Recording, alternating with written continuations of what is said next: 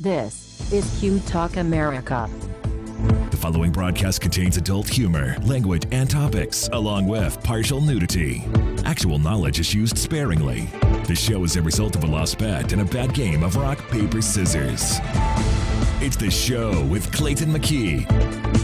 And now, a man with a face for radio, Clayton McKee. As if the show was named after me for some reason. 7 o'clock. It is a Tuesday night. You're in Studio C with us. We are the cast of The Show with Clayton McKee right here, coming to you live from Q Talk America.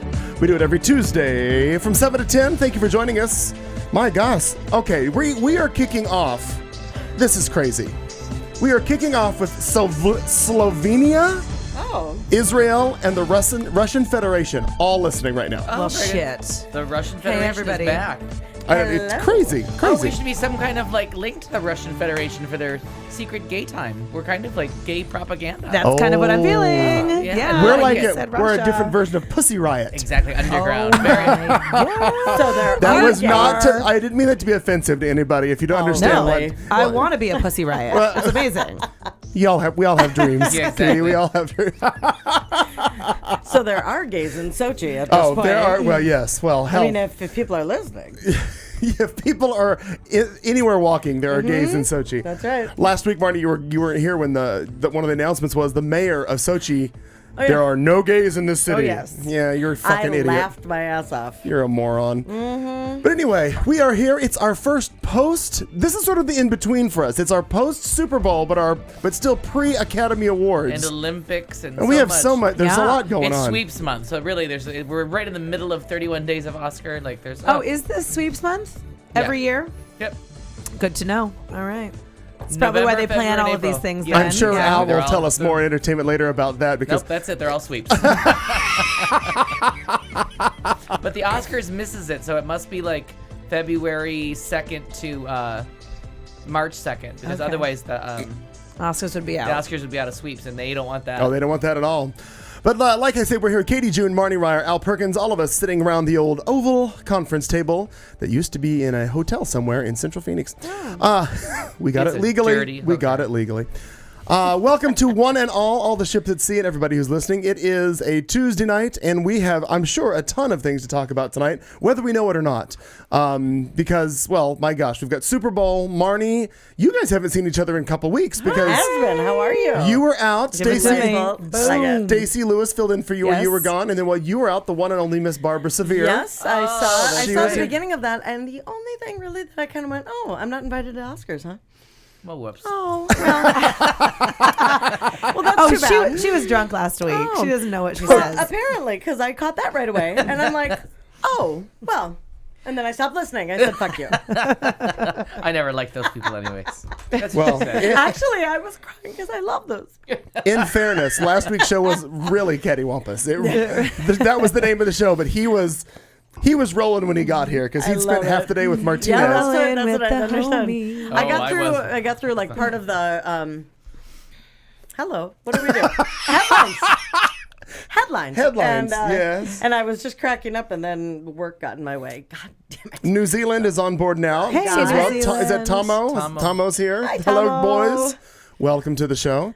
So, well, we have a little catching up to do. I would again, Miss Katie June. Yeah. You were on the phone with something. You're doing business. That was my sister's love life, so it is kind of a business, really. Oh, yeah. What's up with her? Well, she's a pansexual. She was no, not anymore. I remember. Yeah. Well, Yes. yeah. Changed? I think we determined that was probably not the appropriate term. What is? What is it? Well, just Lesbian? she's just a gal, but she was at the.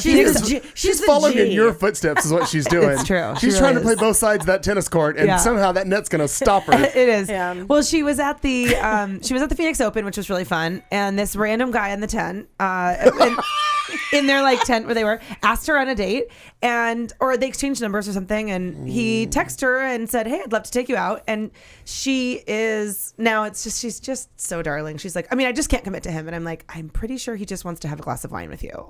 He's not talking children. He's not trying to put a ring on it. You guys, and you just met. We're at 48 hours. Settle down. Put the uterus back in your purse. She's like, I can't. So I just got busted, but she's like, I just can't do it. I just can't go with him, and I'm like, and she's like, I just can't commit. And I'm like, oh, You're not. boy. I know. So Jesus. that's what we were talking And again, about. your sister's how old? 23. 23. Wow. And she's worried about commitment. I mean, it's not like she's a Catholic, for God's sakes. Oh, I know. wait, is she? No. I don't No. think so. Methodist? Yes, Methodist. But very Jack, because really one of the reasons Jack that she Methodist, she good. doesn't. Yeah. So anyway, we were chatting. I feel like I've had a pretty uneventful week and weekend. And that's okay. Yeah. There's nothing wrong with that. Like my weekend was a birthday party and then the Super Bowl, which it just can't really be the Super Bowl when you're with like 18 children, you know. Yeah. Oh. So Plan that. That's what Woody Allen says. Yeah. ding. Find your played. bell. Find your bell Well somewhere. played. I like it. So, but it's very, very busy time for me. I'm working on the Fresh Brunch, which is happening 1 in 10's annual fundraiser, which is on the 16th. I actually ran into Cato. Caitlin.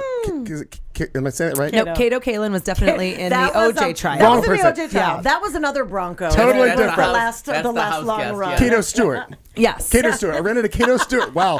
Weird how 1986 or 96 1996 just came up and flashed into my bit head. you in the ass. Wow. Well, the reason I'll tell you why in a minute.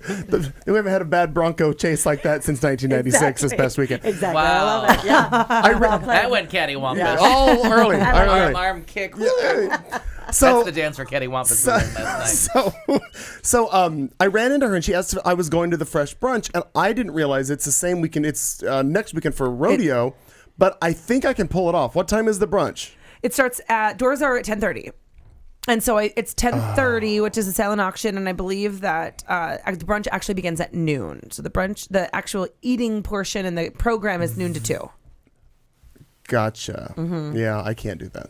It's late. Sucks. I Yeah. really wish that I could have, because I wanted to be, because I'm always around the thing. I just mowed the yard for them again on Sunday. yeah, that's and great. I mean, my mom and I donated a ton of stuff to Yeah. them, and I'm glad to hear that everything that I've donated has been taken. Oh my gosh. and used and Such good It use. was really nice. One day I was there and I actually saw one of my old Elvis T-shirts on a kid. It just made me feel good to know. Yeah. That, good. It's going to somebody because it's been hanging in my goddamn closet for 15 years, so somebody might as well It wear really it. is like probably the best place to donate. Kelly really likes to be able to donate to them and support them as well because it's for the kiddos. So It that's is. nice. That's very cool. But that brunch is happening and then it's rodeo weekend, which Right. I'm not affiliated with any of the planning of that. I know you are.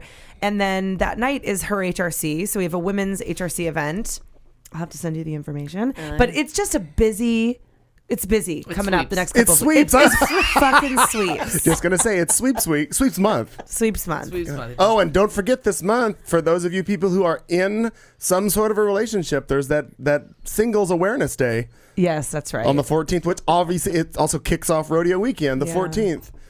And it's Black Shit, I History better Month. get something. Yes, it is. You better get this something. This is a or- busy month. You better get I some. forgot. You better should get some. something. I Get some. better get Yeah, something, You better too. get some. there's I that. do. No, So, okay. carry the Wow, wine. carry the wine, right? Woo! What? We're off and running for that. just saying. Get There's that. Does almost gonna Porter?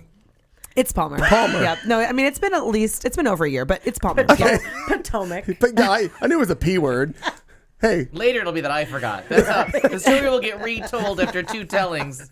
oh, you'll forget something. Last week he got your name right for some reason. I haven't The heard entire- that yet. I'm the gonna have to keep He Well, was because- actually he surprised himself. Because that you it came quit out listening right. early on. He Yeah. got your name right for the rest of the show. I don't know what the hell happened. Damn. I think he's nervous around you. It And he might just be. has a block. I know. But anyway, Porter, Palmer, Yep. yeah, kid. That's the one. Does she have any idea about this Valentine's Day, or do they do that in school anymore? You know, I don't know. Well, so at all the little programs I don't we go think she's to, in school yet. she's not. But at Well, all but the, isn't she like in a daycare Yeah, but like thing? in a play No, date, but they yes. might bring a Valentine. but everybody I'm takes not trying to get like, the kid older. I'm just trying to. throughout that week, it Pretend is to true care. that mothers they pass the Valentines out. I don't Okay. think she knows, but we also do.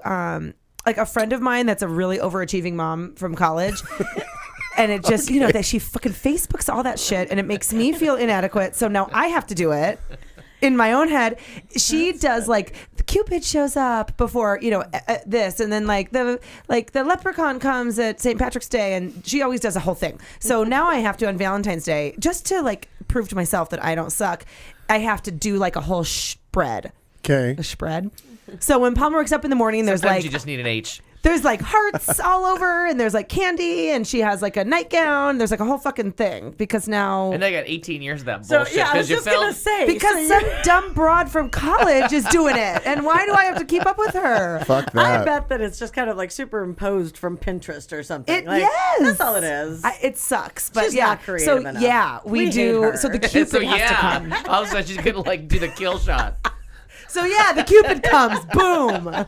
Someday she's gonna learn that she hates Fuck Cupid. you and the arrow you wrote it on. I don't know why she's so bitter around Valentine's Day every year.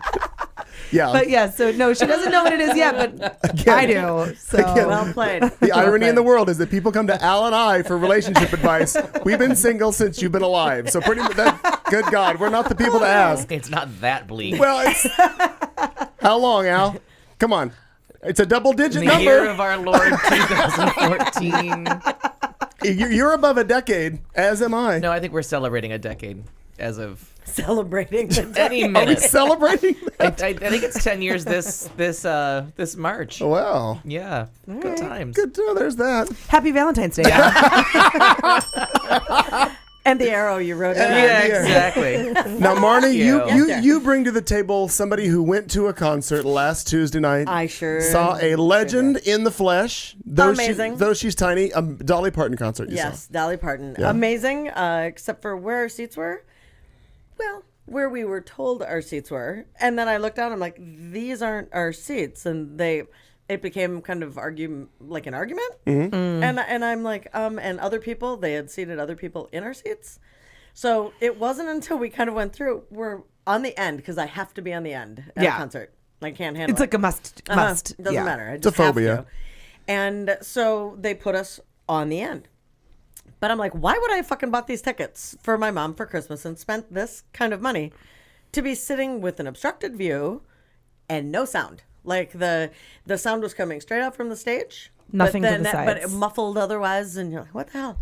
So I went, and there were a lot of people complaining, actually, about the sound, sitting in different areas. And I thought, oh, okay, it's not just me. And then it wasn't until the end that I went up to this guy and I said, listen, I'm going to be really honest with you. It got better.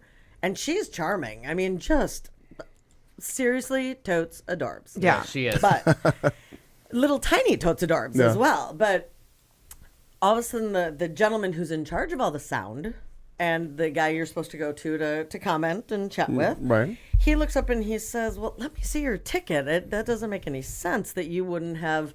Because I said, why wouldn't I have paid that, for an obstructed view? I would have paid less. Sure. And he said, let me see your tickets. And I gave them to him. We were supposed to be on the inside where, we would have been right here. Dead center. Yeah. Like on the end. And I said, I tried to tell 3 or 4 different people that. And I said, and I'm looking at the ticket and the number. Yeah, because if only it came with some kind of guide or I mean, no, but it had all of that. But the problem was that it was, then you're going to what? Go down that aisle and cause some kind of fucking ruckus? Yes. Well, if they had ushers that knew what they were doing, you wouldn't have had to. Everybody would have been aware. They were like, no, those are where your seats are. And almost kind of like. Well, don't they bus in Sun City retirees to do the ushering in these places? Yeah, Certain. there were quite a few folks It's that were quite a bit older. So Yeah, they all got canned when the sundial was closed, and so the sun dome. So now they're Wow, The the, sundial. Sun Dome. I Sun forgot Dome. about the Remember Sun that Dome. joint? Yeah. I could So swear they she are said the busted. sundial. I which did is at first. similar. Yes, Oh, there yeah, is one. okay. I think there's one Yeah. out there in Sun City somewhere. Right. It I exists. just Wow. can't remember what I saw at the Sun Dome, but it wasn't worth the drive. Oh, I graduated from college there. That's where they had our commencement from ASU. Many We things drove not worth the drive. forever. I don't even know Yeah. where the Sun Dome God. was. Far You take Grand Sun City. Avenue till Go to California. you forget that there's a God in heaven, and then you keep driving. Do you remember where we went to see that George Michael movie? Yes, I do. Further. Wow. No Oh, shit. It's way the fuck out there. Wow. Oh, Didn't yeah. know. Way past that, actually. Not anymore. Well, perhaps it's still there. I but don't even know if closed. it's still there. I was always going to say, was there a development that just sort of took that area over? All their regular clients died Everybody going to see Tony Bennett in concert is due to a lack of interest. Yes, they canceled the Sun Dome. So it was disappointing. Holy And like I said, shit. I was trying to say, hey, we need to change these seats, but So you. Well, and we sat through the rest of it, and it was Mom was like, "It's okay that she's trying to make it better," and I'm like, "I'm gonna kill somebody." You know what? Too many things sad. that are involved in your life involve there being a problem. Now I'm gonna go back to your birthday dinner. No, that was a shit show. Yeah. At that, not your fault. And then you get involved. You go to a concert, and all good attempt, all good everything, good intentions of having. You buy good seats, you plan ahead, you do everything just like happened to your birthday, and then that happens. There's got to be a common denominator. You need a cleansing. There needs to be some sort of somebody get some sage. A spiritual cleansing. Yeah. That's what we need to do.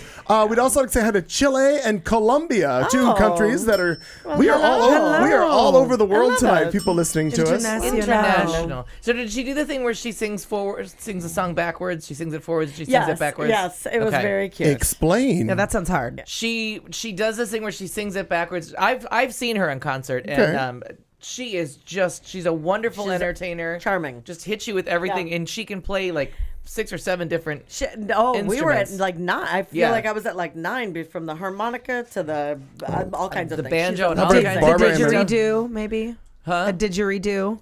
Shout out for our friend over in the New Zealand Oh, area. Well, Didgeridoo. played because I'm like, isn't that the Something thing that's that- kind of a Right, Tomo? You know about that. I'm hearing her talk backwards now.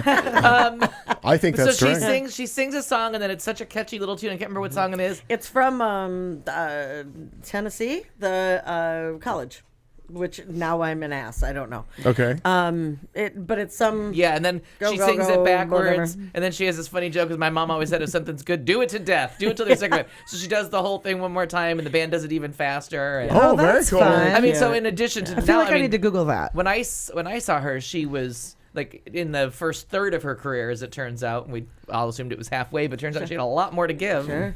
And So- she still does. I mean, she really was something. How old is she? really was something. 68. 8. Damn, Gina. She was born in 46. Yeah, Okay, and then, so and she's then, 68. Wow. and then just to show up, they start like jamming. It's kind of crazy. It really was. And she just, for as annoyed as I was with the sound, because and unless other people, you kind of pick up on what it was, but it was a wonderful night, and Mom and I had a great time. But all of a sudden, she would giggle, and that little giggle of hers, and I was like, it's okay. Oh, your Yeah. mom, not Dolly. No, Dolly. Okay. Oh, Dolly would giggle. Yeah, Mom was having a fantastic Okay. time, and that's really all I cared about. Sure. Except I really wanted our seats. But Yeah. Dolly would just giggle, and what was bothering me was that she was telling stories. Oh. And it was wasn't hard to hear. Yeah, it wasn't really about the songs. It was that she, I put on Facebook a thing to Buddy. I wanted to go and just sit at her feet, and Tell me another Yeah, story. tell me some more Tell me story that- because you've been around forever. It's such just an important part of the fantastic. show. It really Yeah. is.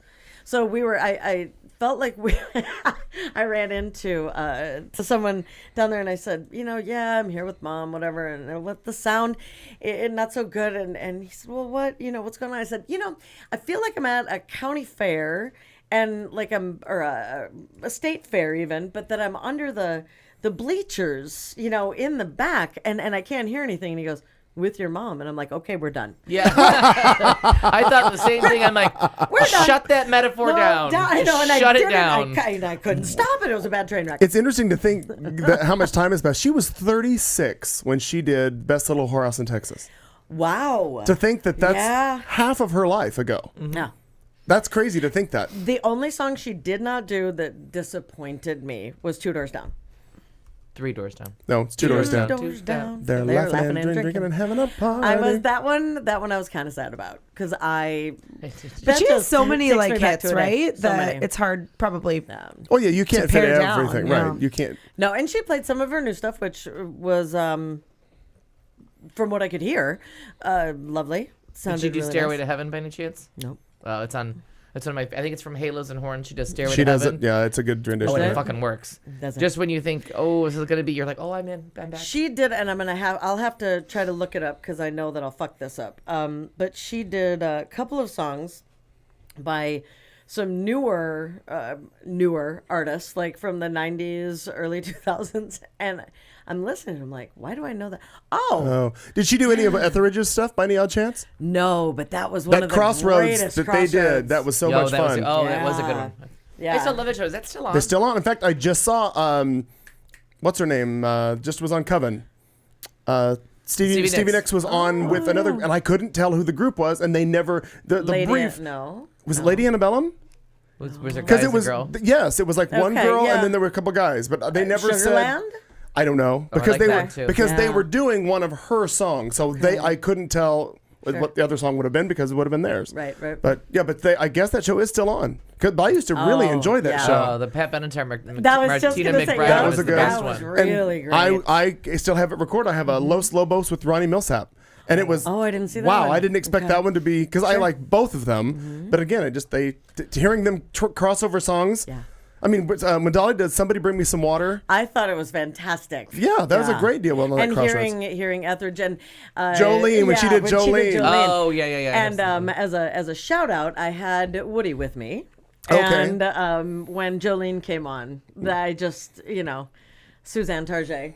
Yeah. But Right. when Assuming you mean the Ashes. And Yeah. oh, absolutely. thank you. Absolutely. God. Very And nice. but it was pretty cool. It was pretty cool. So, Very good. Yeah. Nicely. that was And just to very, piss very you off, fun. Mark Martinez and I were at lunch drinking, and he was kind of like lamenting that he wasn't going, and some friends were, and he didn't want to go by himself, so he found someone to go, and they got like front row At tickets at Dolly. the last I second thought I saw him there for like less money than anybody else paid for crappy seats. Funny. Well, good Yeah, for him. yeah. That's very cool. I thought I saw him there, and I'm like, no, If it, I don't think so. I wish I wouldn't have forgotten. It wouldn't have been on a Tuesday. I really would have enjoyed to go to see her, and my mom would have as well. But it just didn't work out. Well, and I never brought it up in here, and then forgot about it the minute that I left. I totally forgot. because I didn't know if it was a surprise for your mom, Oh, gotcha. and so I thought, Now, usually things like that I don't surprise her with because I try to make sure she takes off the next day for work because if she's out, she Yeah. doesn't like to be out that late at night or up that late if she has to go to work. So yeah, I because she try to gets make up sure. at like the 4:00 ass crack of dawn or 5 some- something. I'm going to bed. She's getting up. Something like Yes, that. Yeah, That's about but it. That so I had never brought it up, and all of a sudden we leave that Tuesday before, Mm-hmm. and I'm sitting there. The week kind of goes on. I went, oh, son of a bitch, we're all going to Dolly Parton, and Nobody we said never- anything, Nobody right. said anything. We didn't say, hey, we'll see you in 2 weeks. Nothing. Yeah. Yeah. And so forgot I that too. texted him, and he said, well, I didn't get tickets, and I'm like, oh. Well, I did. And I'm going. And then because again, I didn't know if it was something that your mom. Right. So I was going to have mom and Di go, and then I thought, well, I really kind of wanted to share that with mom. So Yeah. No, I'm glad Very you did. good. I'm Yeah, glad it's you really did. fun. Yeah, so it was nice. It Yes. was nice. Now, Alfred, you have been working. Just work. Working day and night. Got up and came here. You didn't work today. You were with me last night at karaoke. This is my only like full day off Like today. trying to sell it to the crowd that he Yeah. worked all Like, night and today. Oh no! And now he's It's not here. even worth trying to like change schedules. So I just stayed up last night till like 6 and went to bed at. Like, Oh, like- wow. Like what would be just a little bit early for me, but So hard. I know Oh, I've okay. said that before, like the changing of schedules that you have to do, just like the craziness. And I had stuff I needed to do, but I'm like, fuck it, next week. It's just not. It ain't happening today, and it's very, very dry. I need to turn my humidifier on. This cold dry is my killing gosh, me. it's so dry. Coming from DC where it was dry. Then I got here and it's the cold is miserable. My skin's bad. Palmer, we have the humidifiers in every DC room. was dry? Oh my god. Oh, wow, that's- horribly. My Really? skin was like Big giant river right on them. no itching. Yeah, right through the city. No, it was so cold and so dry. Like everything was just like This is all frozen. yeah, it was really bad. So this is that's the only thing. Just kind of a take one full day off, and I just Worky pants. spent in bed. Tried to watch something from 31 Days of Oscar, and it was like, well, This one. 35 seconds of this Oscar-nominated movie, and I was asleep. So this one and I leave on our on our bikes from Stacy's last night. He decides he's gonna head south and go get food. So I'm like, all right, Yum. see you later. So I get, I don't know, maybe 100 yards up north. I'm going north on 7th, and all of a sudden I hear my name from the very back, Clayton! And I'm like, and I think he needs help or something. So I turn around, I see the light coming at me. He finally gets close. Too damn cold. I'm going home. Yeah, because I didn't know it was that cold when I got when I went to go out. I just threw a hoodie over a t-shirt. I went to the bar, and I was like, I'm already a little bit late, thinking. It was a friend I haven't seen in a long time. I don't want to be that late. She's usually quite prompt. Well, she's learned. He was not meeting me. No, right. No. But she's also learned that, when it comes to official stuff, I'm on time. But for everything else, Well, you yeah, got like meet 10, at the 15 bar, minutes. eh. Yeah. So I was like, I don't want to go home and change and leave her sitting there by herself. And then I get there, and I was the first one there. And I'm like, I could have changed into something warmer. Because it was like So then I was cold, really cold. hungry, and I'm like, I'll go down and get, go to the Araberto's and get a little Mexican something. I'm not even 5 feet. And I'm like, oh my dear Jesus, no, there's nothing Yeah. worth this kind of cold. You'll scavenge your fridge at home. I was even surprised because I left here, and I mean, my jaunt is shorter than his, and I was like, wow, it is chillier than I had expected it to be. But then today was glorious. A beautiful, beautiful day. See, I was saying I was cold even. I took Palmer out running. I went for a run this morning, and I was... it was 11 o'clock and I was cold. Like I went down Central and it's, there are little bursts of sun, but it's covered with all the trees on the bridle path. And with the wind and the shade. How far do you run? To the driveway and back. Yeah. Give or take a driveway. Front door. I go park at Bethany, the big Baptidome, the big Bethany Baptist. Baptidome. That's fantastic. Yeah, right there, the big Bethany Baptist Church. At Central and Bethany. Yep. And then I run, actually today I did 4 miles. Wow. So I go 2 miles down, 2 miles back. Good for you. Yeah. Very good. And So- I'm not a super huge runner. And so I do, I run walk. But yesterday I had like a really shitty day. Just like I had a bad day. And I haven't been running in a while. And it's just one of those things that I'm not very good at it. I don't love to do it, but it just makes you feel good. Like you can't help but feel fucking awesome. Yeah. And I went to the gym yesterday and I was like running on a treadmill for over 30 minutes. And I just had like good music on my headphones. And I kept picturing there's this MMA fighter, this female MMA fighter named Misha Tate. And if you ever have a chance to look her up, she's the fucking bomb. And I watched one of her fights recently. And so I just kept picturing her like in my head. And she's like a badass So fighter. you want to be a badass now? That's the new and diet I was this running, week? So yes, that's the diet. That's I a was healthy like, goal. I ran my heart out yesterday and today because Very good. Everyone look up Misha Tate. She's the bomb. And you're an inspiration to all of us, She Katie. really is my inspiration. Speaking of your wacky diets, I'm going to throw a little something that happened to me this week in here. Boom, let's do it. Well, I live here. And you guys bring stuff and leave things in the fridge. And sometimes, I'm like, oh, what the fuck is this? Where did this come from? And there's one thing that you had left for a few weeks. And I figured, well, she's forgot about it. And I've actually started making a lot of smoothies and doing stuff. And I'm trying to, pine down because we got to. Anyway, the point was I was going around the house cleaning things and I had made a nice sandwich. And I'm like, what am I going to drink? And I saw that. And there was something in the fridge. Oh no! And it was a gingerade. Gingerade something. And I thought to myself, well, I do enjoy the ginger ale, and I enjoy fresh ginger when I, root when I eat sushi and things. I'm like, well, this will be fantastic. God damn it, Katie! What in the hell was that? Was the most horrible? Oh, I think it's so good. Oh, it's horrible. It's kombucha. Yeah, kombucha. So then I Googled that and found out that it's some horrible. Apparently, it's the promise of a new day beverage that a lot of people believe that it does and cures all kinds of stuff and blah blah blah. Well, it was god awful. Yeah, it's so like I owe you whatever $3 or $4 for that bottle. I'm gonna, no, you don't, because I threw it out. But it is kombucha tea. It's a raw plant substance. But what's God, and I'm trying to think of what it's called. There's culture in it. Yes, there's like living live culture. cultures. Yes. And so they call it some sort of a mushroom thing. Yeah. So mushroom tea or something like that. And so one time I was drinking it though, and I took a drink and I got I got like a big long strand of live culture in my mouth. And that was and now headlines. But if you no. But if you can avoid actually drinking the culture, the tea is actually really great. It's not. It happens to suppress appetite a little bit, and it gives you a little energy. And it's supposed to be it's all natural, all raw. I had enough energy to walk from my desk. I had enough energy to walk from my desk to the trash can with that shit. Is really what I had. It was horrid. I'm sorry you don't like it. And now I was like, I can't believe you drink this. I was kind of appalled. But the good thing is I got it out of my fridge. So I was pretty happy with. Cleaning out the fridge. Cleaning out the fridge. 7:29, it's Q Talk America. It's the show, and it's time for headlines. Here we go with some stories that mostly are real. I actually think mine are all real. And I don't know if Marnie and I are going to step on each other's toes or not, but we'll find out. Here we go.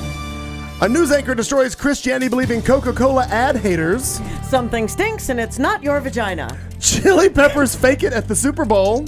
Have a Coke and a smile, you dirty racist. Bill Nye defends evolution in a debate. The gassy soprano.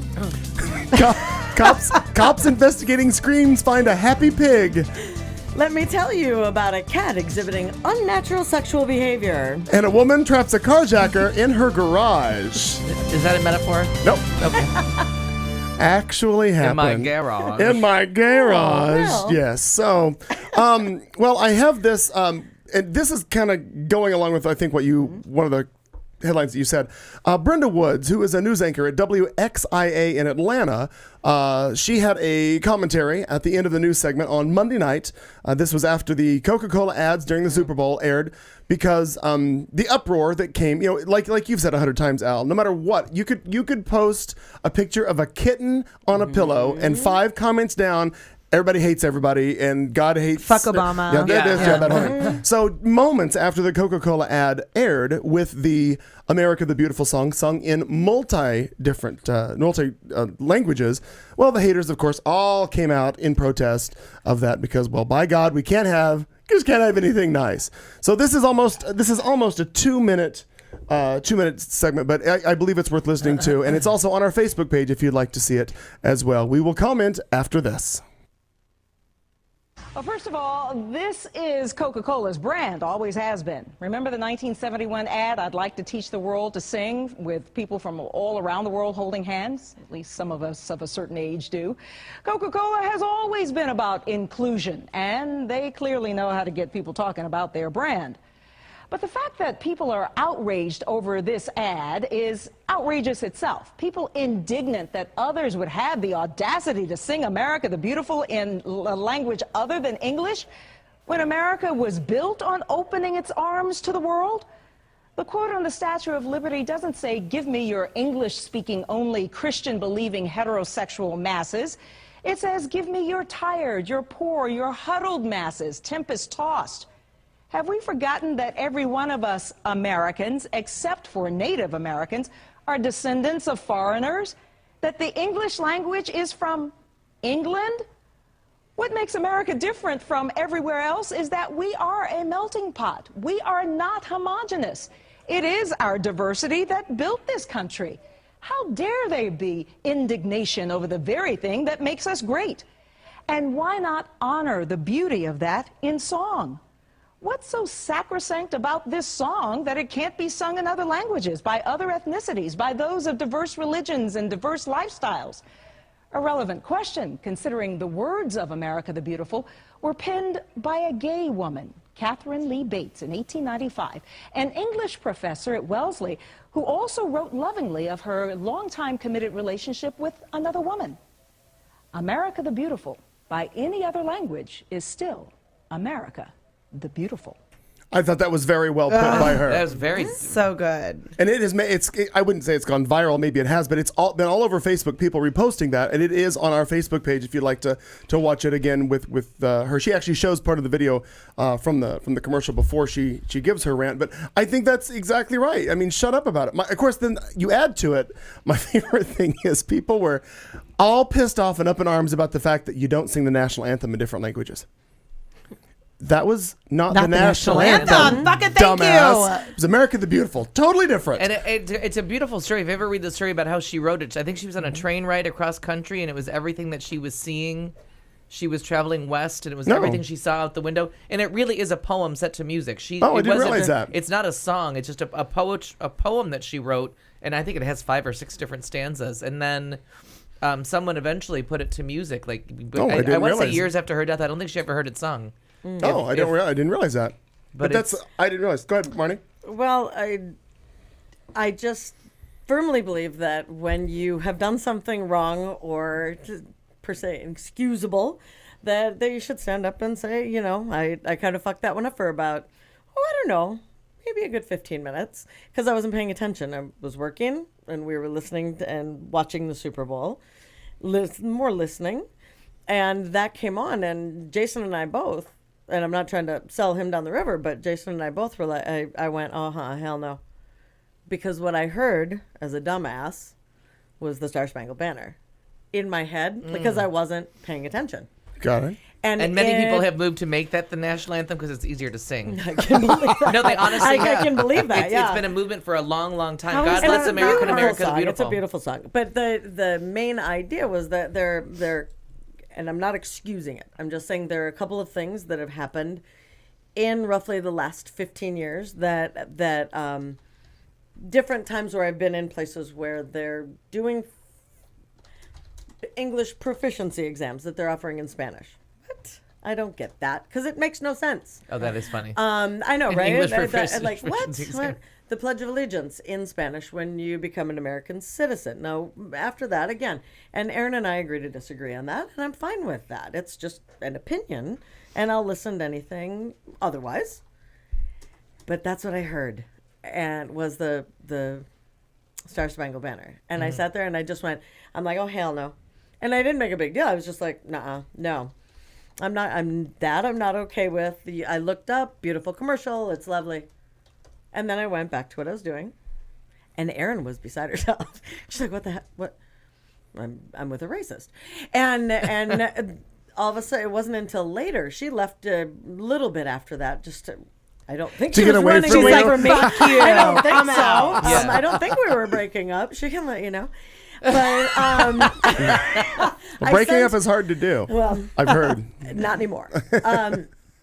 But she One sent racist comment during the Super Bowl. Next thing you know, God. It's done. Valentine's Day Single Awareness Day. It's cheaper. But I all of a sudden was sitting there and I was kind of replaying the different commercials and we were talking, what are your favorite? And all of a sudden I heard the song and went, oh. Well, they both start out with yeah. Oh, Shit beautiful. is Oh, really say. what happened with me. Oh shit. And I at that point I went, yeah, I'm not okay with that. I'm not okay with my reaction. And that's what it was. It was just this reaction. But you and didn't I run thought, to the internet and say Obama's a Nazi. No. Like, yeah. No, not at all. Not until later, but that was about something else. Oh, of course. But it really, That was about the kitten on the pillow. I found fucking myself like, Who kept his provider? That Obama, he's such a Nazi. Look at that cat. like I felt myself, I was totally embarrassed. And the only people that heard me say anything. By the way, Erin had to come to do laundry, she says. But she's my. I love Also it. But breaking she's my up. racist. She's my racist, ladies and gentlemen. Yes, be proud, honey. But all of a sudden, I sat there and went, "Oh God, I'm real embarrassed." Well, And there's it a was lot of just stuff Mom I think and that Jason and Aaron. But At least you weren't at Zip Sports Grill next to a bunch of rednecks, and you got and then all of a sudden realize, oh, I'm a I'm tea wrong. partier. Right. Yeah, like I was. Whoa. yeah, see, and I can appreciate like a gut reaction. Sure. I suppose. I still think it was really ignorant of me, and I was a dumbass. even Like, if it I was, get it. even if it was the Star Spangled Banner, I mean, I think that you can sing it in any language that you want. If you live in America, you're an American, but you speak a different language. Like, there are a lot of people who are respect that. who are Americans born in America who maybe whose parents speak a different language or who grew up in a different. It's one of the things that makes me most crazy about. I don't know if that little thing is me. It's not you. I kept thinking I was hearing something else. It's one of the things that makes me most crazy when people argue that Obama's a Muslim, and I go, great, okay, so what if he is a fucking Muslim? Like, there are a lot of Muslim people living in America, and perhaps they would like to see another Muslim at the helm of the country. Like, what's wrong with that? So I can understand like having a kind of a gut reaction. But the visceral reactions. I just have to stop reading now. It just makes me feel. I just have to almost turn it off because of the way almost it makes makes you me stop feel. Believing America the Beautiful when that's the response to. Oh, it really. And I loved what she said about the not you, she, but she in the commentary about the Statue of Liberty. Right, it doesn't say. Your huddled masses yearning to breathe free. Not your white. Yeah, your white huddled English masses speaking. who may or may not be like middle to upper middle class. Yeah, we just want the cast of Downton Abbey. Right. Yeah. Everyone else need not apply. And I think but where my point comes, because you're exactly right. You want to say the Pledge of Allegiance and everything up. And Aaron and I spoke about that last night. It's fine. But there is something about if I go, and again, we agreed to disagree. Right. But if I go to, I went to Mexico one time when I was like 19. Right. And ignorant, and was with nobody that spoke Spanish. And I was very, well, you're going to speak English, or I'm going to get along. You're going to help me do whatever. I could have been real dead, I mean, lots of stuff could happen. Didn't even think about it. But that expectation is there, and I'm not going to move to Mexico and all of a sudden, not that I can't speak English, but I'm not going to sing anthems. Right, and then but the other thing is in Puerto English. Rico is also a part of our country, Sure. which always throws everybody under the You're bus right. when you want an English only ballot because You're right. Puerto Rico is the United States and their official language has remained Spanish. Sure. So we do have a second official language, sort of. And if that were something that was presented and Yeah. like out there, and I think it's a reaction because it hasn't been. And Yeah. so again, And but wouldn't it be I lovely will- if people crossing the country? Because I mean, tourism is a big part of many parts of our country. But wouldn't it be a wonderful thing if the people that came here as tourists took the train right across the country and also thought America the Beautiful? It's not pledging your allegiance to the country. It's just saying, Got a nicer place. yeah, so- would you look at the view? yeah, exactly. That really, Those I mean, mountains are purple. They're majestic. yeah, I mean, it really has. It is a song about geography because that's Yeah. all she was looking at out the window. And again, Although there is like I something said, about Pilgrim's feet that I never really got, but. I put my hand in the air and admit to Right. that ignorance, and all of a sudden I felt myself that I was a part of these people. Yeah. For that, even if it was just that I amount just of time, like and went, oh, to see the God. people that take to Twitter and hashtag English, hashtag fuck you if you don't speak it. Like I don't get it. I don't get it. I understand that is the language here, the universally accepted language Those are the in America. The King's English. right. And we do not speak the King's Well, no, English. but, Yeah. no, but I'm just saying. And I certainly Just to be clear. Thou dost. No, yeah. And I No. certainly expect that everywhere I go in this country, I'm going to speak English. And I expect that, if you want to get around, you're going to figure it out as well. But I will, how small-minded is it of someone to say, fuck you don't speak this, get out. Like, I just don't, I mean, if you want to get along and get things done, then you're going to figure it out. And even, my lawn guy, Bernardo, who speaks this much English, his wife speaks it and they get along and they figure it out. And I would just never say to him, you don't deserve to be able to Right. sing this song or say the Pledge of Allegiance, or your kids who were born here don't deserve to say the Pledge of Allegiance because you don't speak English. Yeah. Touche. You know what I mean? And when I've been to France, they expect me to speak some French if I want to figure. I mean, major city, in Paris, the major tourist things, great, they accept everything. But Kelly and I stayed in a small little town, and I got sick and had to go to the pharmacy, and I was fucked because there's no English happening there. And that's not the French you pick up. You don't pick up, I'm shitting my brains out. and Right. Right. Yes. What do you got to cork that up? You know what I mean? Banos, But we avoir. Because then had all of to, a sudden you're doing horrible charades. Yes, which you are, and you Horrible. have to do it. And Shitty I don't. charades. Shitty charades. I don't expect. Oh, you want wine? You need a cork for your ass? Oh. I don't expect that they're going to. I don't expect that they're going to. I don't know. Accommodate you, accommodate me. I have to bend over figure it backwards, out. I don't know. And I think that's truly my only point. Right. Like, just that, if there is a whatever the language is, wherever I'm going to go. And I told her, I said, I haven't traveled much. I've gone to Mexico. And then you land somewhere where they speak 5 different languages and you're completely Right. screwed. Because then you No. find Well, out you're like, the brain. okay. And I always think that because there are Native Americans that live here on reservations that don't speak English. Yeah. Yeah. And I've been trying this whole conversation to remember the tribe. But you live. I mean, you're here. It's all around you. How have you not picked up anything? But it's just. Well, but that's again, Because they're isolated that's a on the choice, rest. yeah. That's where they are. But it is really amazing that, when you are especially in the EU, they're speaking many, many, many languages. And English is one of them, which is really and ultimately you get on why a train there, and they lot list of people. I mean, you have to wait for the announcements to come out in 18 Yes. different languages. And it's so bizarre to me that in America, we don't teach other languages. That's crazy to me. Yeah, that it's not, we're Oh no! And then It- Sarah, but you're instantly a Muslim and you're a Yeah, traitor and a that communist we because don't- you speak another language. mean, there's the- there's absolutely no rejoicing of most other tongues. largely spoken language in the world, I believe, is Chinese. Is that right? I It's, rejoice with other tongues. I didn't know how you meant that. How did you mean that, Al? Well, I meant it a lot more after a second. In the biblical sense. Yeah. Sure. Right, because right now, like, pilots have to speak like airline pilots have to speak English just because we dominated the aviation industry. So you can't be a pilot and not speak English. Speak English, right. Because the towers had to pick one language to speak. You can't have someone wander into your airspace and not understand the tower. So English is what's spoken, but that may change at some point if it's it's Mandarin. Yeah. Mandarin and Spanish, and I just don't understand Which is why a great absolute we flavor. don't Mandarin. have, why we don't have more of an emphasis, if you will. Emphasis on a syllable. Here, I enjoy that. on speaking other languages. I don't know, it just makes me crazy. But one thing that I think is an interesting piece of history is that the woman, I just learned about this, so it kind of made me excited that they were talking about it, that the woman, Catherine Lee Bates, who wrote America the Beautiful, we heard a little bit, was with a woman named Catherine Coleman, and they actually lived in Wellesley, Massachusetts. And they were known as Massachusetts Married. The Boston marriages. Boston marriages, right. Which I recently learned about, referred to two single women living together independent of men.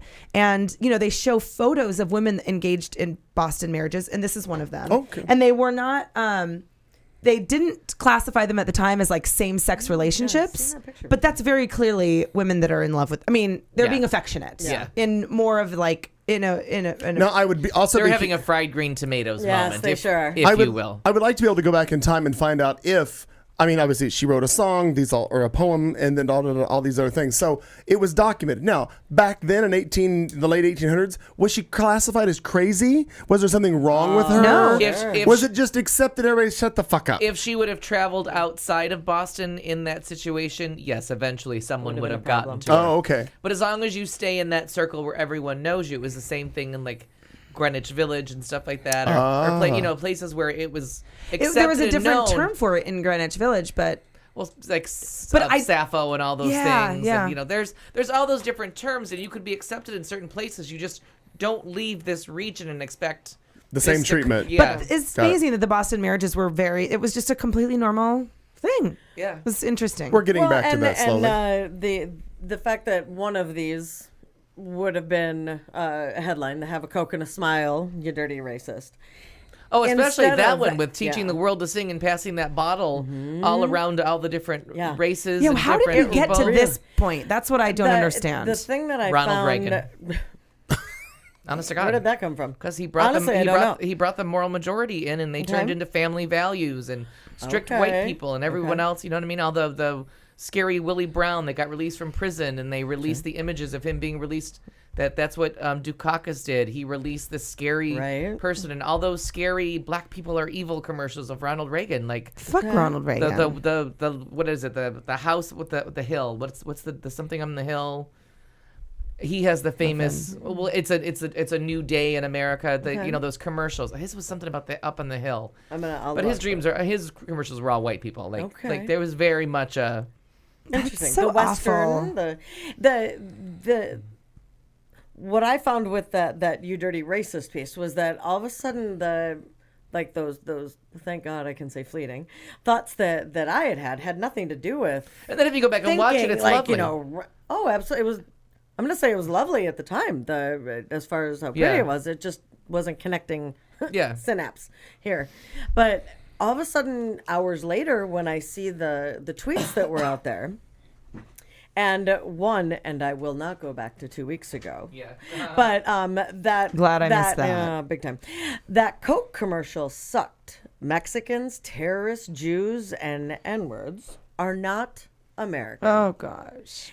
And I saw that and I went, "Oh sweet Jesus!"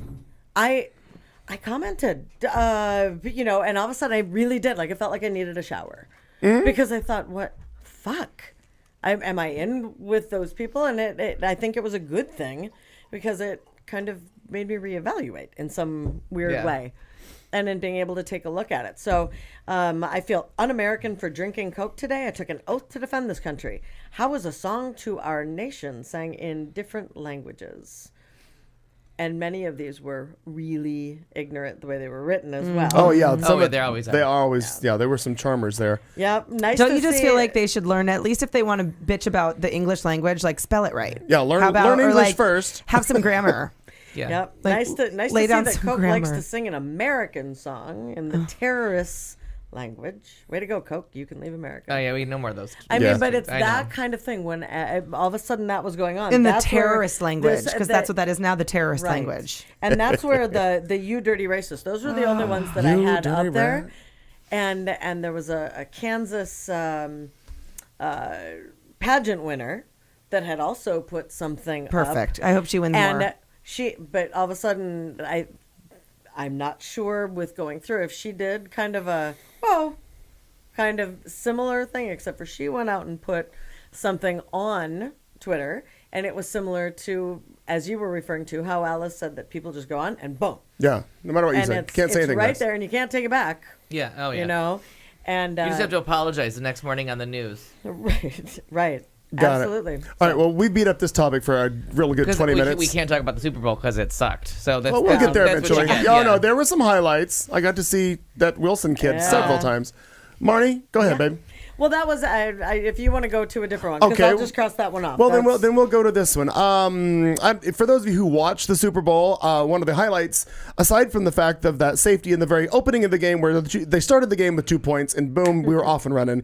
Aside from that, there were other highlights like the halftime show, according to there me.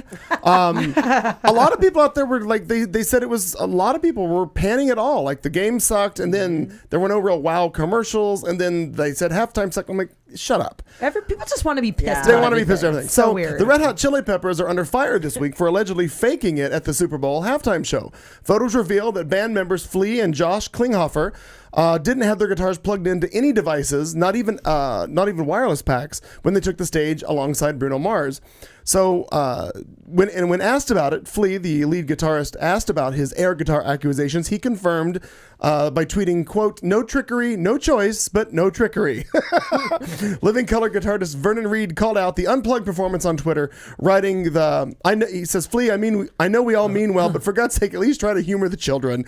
Reed went on to explain that Super Bowl producers likely didn't want to leave anything to chance, which is, I'm sure they didn't. With that many wireless devices already in play, adding those to it, they risked, some sort of a nightmare with it happening. Regardless, Reed felt that it was important to actually make it look as though you were trying and not flaw the illusion. Yeah.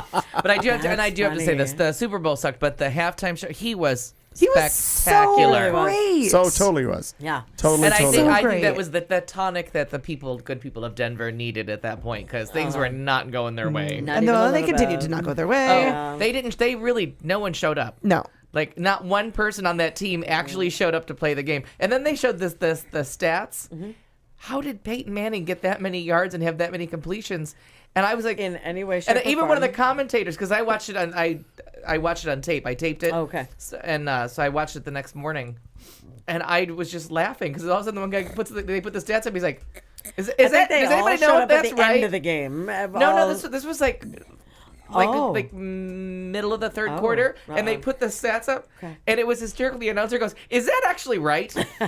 Can somebody check that? Because I don't feel like they've been on the field long enough to Well, rack right. up those kind of yards Well, I and think have no points." when have they no did it in points. slow motion, when the ball was hiked, the first play, The safety? when he goes running up to say something, and then the ball was hiked, and he went, And and like his eyes were almost kind Wasn't of that like the crossed, and he first was what Very play? first snap, yeah. right and off if they could just freeze that, that was the The game. game. Yeah, Yeah. you're I mean, done. And God, Mom and I were poor just laughing thing. every time they would cut to Manning sitting there, just kind of looking, just like, what do we All do? of them, like, it was Peyton or so Eli, 'cause fun. every yeah, time they they went would to shoot to Eli, him. Yeah. Yeah. They never, and Mom kept saying, and I wouldn't have known this because I never watched previous, but apparently when either one of the Manning brothers were winning, they would always show the family, like The parent. dad. Oh, yeah, the their parents Not are really one shot of involved. the dad. Yeah, Not no, there one. wasn't. There Yeah. wasn't. No. I I- noticed that too. I didn't even only think he was saw in the Eli. audience. Yeah, I only saw Eli. That's the Oh, only maybe he person I wasn't, saw. but they kept showing Eli. Yeah, I can't fathom None of he them. wouldn't be. None there. of them And happened. even taping it, I stopped like the beginning of I think when the score hit what the final score was. I'm like, this is just horrible.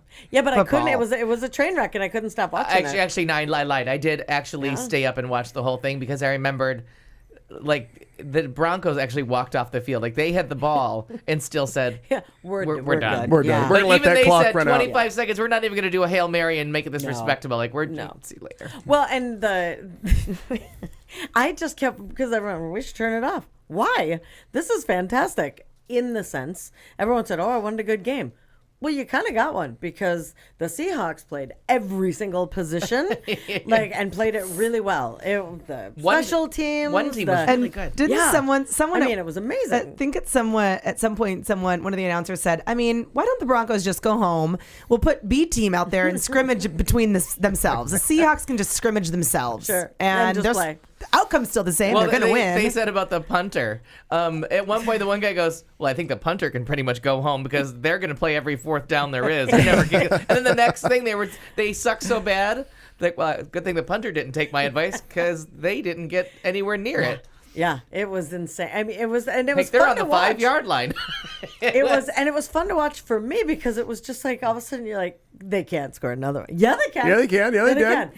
And the best thing, as far as for me as a Vikings fan, there weren't any bad stats of the Vikings that they kept, because I always put up the stats of like other when teams, a shitty team yeah. that was going. And God, well, damn this game it, the compares Vikings to the 1975 Vikings game when blah blah blah. Yeah, God Yeah. damn it. It really didn't compare to anything. I think that there was it the was biggest point deficit going into the third quarter I heard ever in Super Bowl history. And Russell Wilson, I thought Mom said he not was the the youngest, biggest but deficit. he was the third youngest quarterback ever in the Super Bowl history. I saw them put that up there. But He's I the don't youngest, remember and who the Bruno other- Mars is the youngest halftime performer ever in. Okay. Or Well, headline. and I thought, for a few years, they've been going for a demographic on the halftime show that's just a little bit past death. Yeah. Like when you bring yeah. out the Rolling Aerosmith Stones, and Aerosmith, like, even Diana Ross that they did was the Super Bowl 30 when it was here in town. They're still stretching. yeah. And they did her, and didn't they also have every old person, Tom Petty, one year. Tom Petty, yeah, that's what Yeah, it was. yeah. He was yeah. here too. Because That was annoying. Diana Ross was staging a comeback. She was trying to be relevant and everything.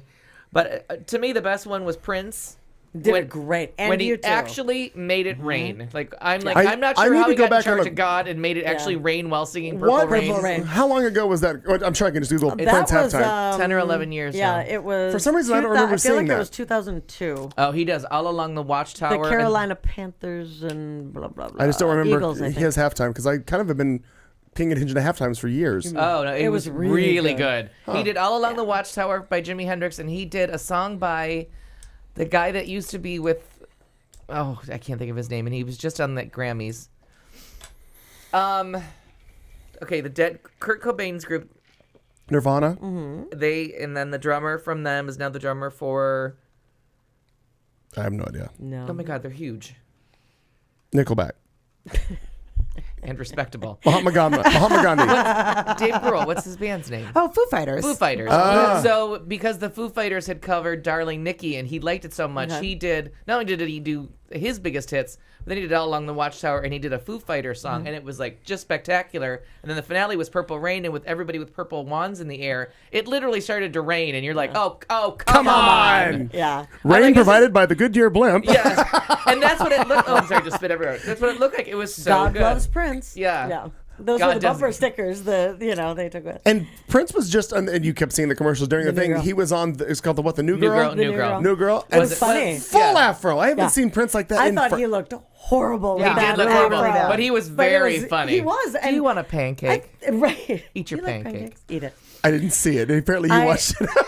I watched it Because I too, watch and that. I everyone watch that did. show every week. So It made me laugh. I think that's the most he's ever spoken in his life. I do too. Oh yeah. Even in Purple Rain, the movie, I don't think he said that many words as he did in that half an hour show. So I was. I really did. I was charmed by him because New Girl has been in need of a reboot all year. Yeah. They It was went, cute. yeah, and they. Well, even the they got previews it that they done. were showing where the girl and the guy and Prince are sitting on the bench and she's kind of looking and he kind of looks and she looks and they catch eyes. I just thought it was kind of funny because it's like Prince is playing it to the fact that even he realizes He's Prince. Prince. Well, Yeah. he says he starts delivering a line. He's like, "Oh, I'm sorry, I didn't give you time to react to me being Prince." And he pauses, and she's like, "Oh," and the guy goes, It was very funny. "There it is. All right, go on." Yeah. it was 2007. And I Did we thought determine that year? It was Oh, was that- 2007. It was that recently? Wow. Oh, Well, I 7 didn't years, think it but. was. I thought it Time was. does I thought fly it when you're having 02. fun at halftime, doesn't it, though? Oh, holy crap. First hour is in the bag. We got 2 more hours coming at you. More headlines. Al's going to have entertainment. Katie's going to have sports and other stuff. Who knows what shenanigans or tomfoolery we shall get into for the remaining 2 hours of the show. It's a Tuesday night. You're in Studio C with Marnie, Katie, Al, and me. I'm Clayton. Along for the ride, it's you and everybody in Israel, the U.S., New Zealand, Slovenia, and everybody else that's watching out there. Please join us in the chat room if you can. Let us know where you are, what you're doing. We'll be back in just moments right here on Q Talk America. Stick with us.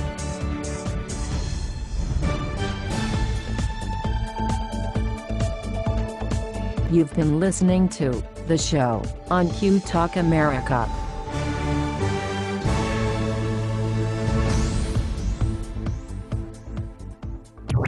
This is Q Talk America.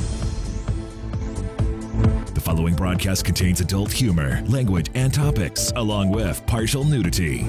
Actual knowledge is used sparingly. The show is a result of a lost bet and a bad game of rock, paper, scissors. It's The Show with Clayton McKee. And now, a man with a face for radio, Clayton McKee. Well, good evening once again. 8 o'clock straight up, coming to you live from Studio C in the heart of Central Phoenix. This is Q Talk America and The Show. I'm Clayton McKee alongside of Katie June, Marnie Ryer, Al. I almost said Al Roker. Yeah. There are a lot of things wrong with that, actually. We could have gone to the weather with Al Roker. Now you're going to sing the national anthem in Spanish or something. Al Perkins rounds out our cast. And we'd like to say hi to Covert Op, which is Jason in the chat room, Hi, along with Dave. Harrison, Tomo from New Zealand, Matt Maratska from the NYC. Tyler I assume he said Dollywood. Oh, that's right. Tyler's in there too.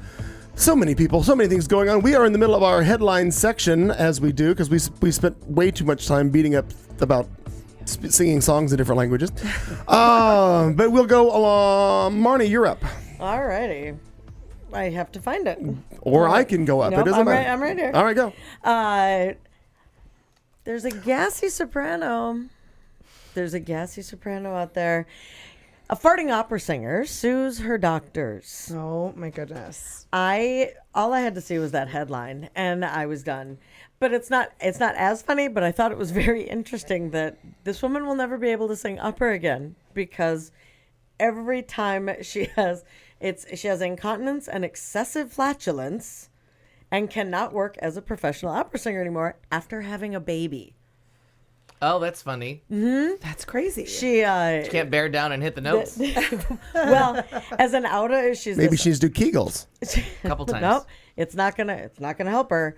Not the back she can't door. sing without passing gas at all.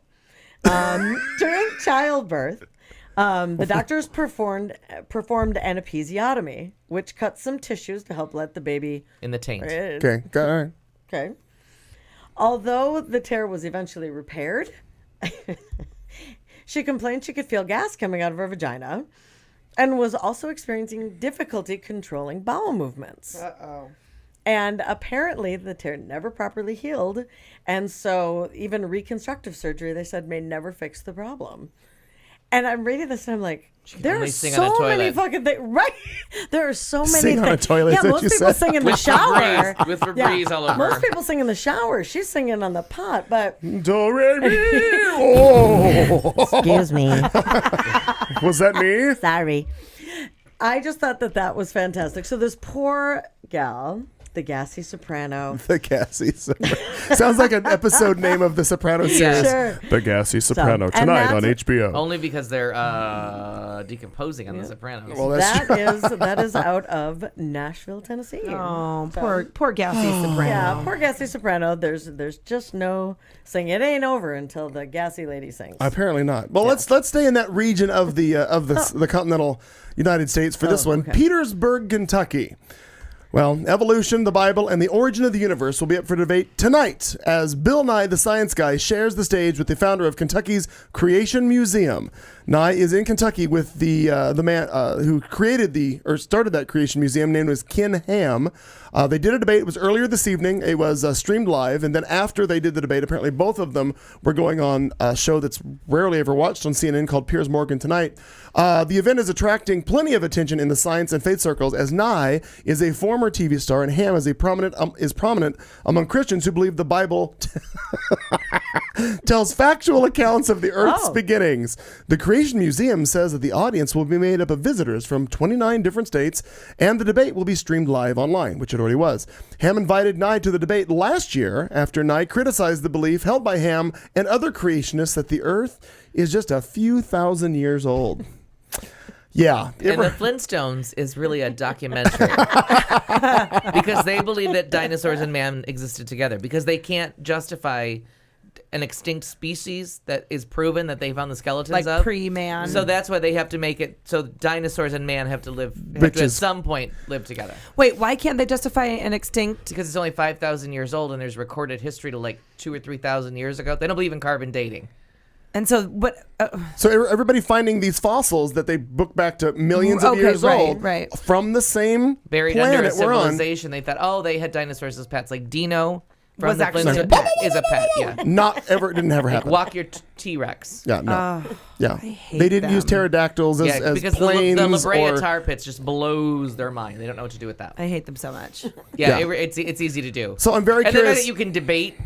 You have this one book in your hand, and then every other thing In the ever world. written Right. ever contradicts it, but you're just gonna believe that. Well, all the time, and that's what they say. This trumps everything. So it doesn't matter everything else that's been But they written in the whole the entire people world that wrote ever. it thought the Earth was flat. So I we just can prove that when one. I heard that and saw it, obviously later on I will go and seek out and I will actually watch Piers Morgan, and I would like to see this debate that they did, because I just can't imagine the ignorance of people that can't get on board with this. There's no way there's just no way. And then the fact that they hold and I was going to bring up something else in regards to Kirk Cameron, but we'll do it another week. But anybody that holds this book of these fantastic stories, that I'm sorry, I just can't get on board with all of them. I think it was a book written by man, and I keep going back to something by man, right? That we've all said to explain things they didn't understand. They didn't understand, because there was no science yet. The way to control people was by fear, and that's where religion started. It's all about, in my opinion, it's all based in the controlling of people in fear, because they didn't understand stuff, so they wrote all these stories. Everybody did. Apollo drives the sun across the sky, that he drives his chariot and the wheel is the sun. And I really just don't get it, because I grew up just Thor kind is of a having god like who's that angry. blind faith in religion, and never to an extent of like Crazy Town, but I always believed in God and all these other things. And it's really, really hard for me as an adult to still want to have that, but like still want to believe in God, which I do believe in a God, in some capacity, but to still want to have that like religion in my life, because it just is something that I always did as a child, and I want to raise my family that way. But then actually like reading, like having actual also truth and science. Yeah. So it's really hard for me to reconcile those two things, like the Crazy Town with actual life. And then you get these people that are like, then the stem, not stem. Stem cell. Yeah. No, not stem cell. What's the school? Yeah, it's the STEM: science, technology, engineering, math. Okay. Yeah. Oh wow! Look at you. There are. You can Google that. But Jesus. there's Because I want automatic Palmer. L and the I felt like I S. knew that So you because have all I these read. people are like so about anti-science that when you get them in those education things, they're like, can we call it TEM? Like, can we just get rid of that science part because you're going to bring up something that we don't want to hear? Yeah. So then CNN, nobody would appear on Crossfire. So they were on, a different group of people. Cunty McCunterston and somebody else appeared on. And crew. Could you narrow that Cunty down? McCunterston and crew. It was Michelle Bachmann, and they tried to make it go Why viral. would and anyone want- all she was doing was being a rude bitch. Like, she had no valid point. She was just being rude, and I was surprised that Barry Sanders didn't just clock her. I do not advocate violence of any kind, especially against However. women. But in this case, it was time to Tyler would totally disagree. it was with time you. for Yeah, I it was think you time for would. duct tape. But they were doing an abortion thing on Crossfire, which I'm like, where are you going to get with this? Well, all of a sudden, Newt Gingrich and whoever the woman was that was doing the anti-choice point Thank of view, they were saying it's just science. It's just science. So finally, the blonde lady that's on Crossfire now from the liberal side is like, oh, so now you're all science? Like, now it's science and you can't argue science? Like, you're not allowed to argue any science? And Newt Gingrich is like, are you saying? She's like, climate change. Go. And then, wait, and what was this on? I feel like I really need to find it. It was on Crossfire about abortion, and it was just hysterical because Newt Gingrich and the woman just kept saying, you can't argue science. Like, it's a scientific fact. You can't argue with it. And she was just like, can't argue science, huh? Sure. So here we go. Here we go. I love it. But they had to keep it down to the topic at hand. They couldn't bring them to task for everything. But God, I wish. I didn't see the Daily Show this week, but I'm assuming that they had a field day with him saying over and over again, "You can't argue with science." Probably so. Good. Marn, is it up to you? Yes, it is. It is. It is.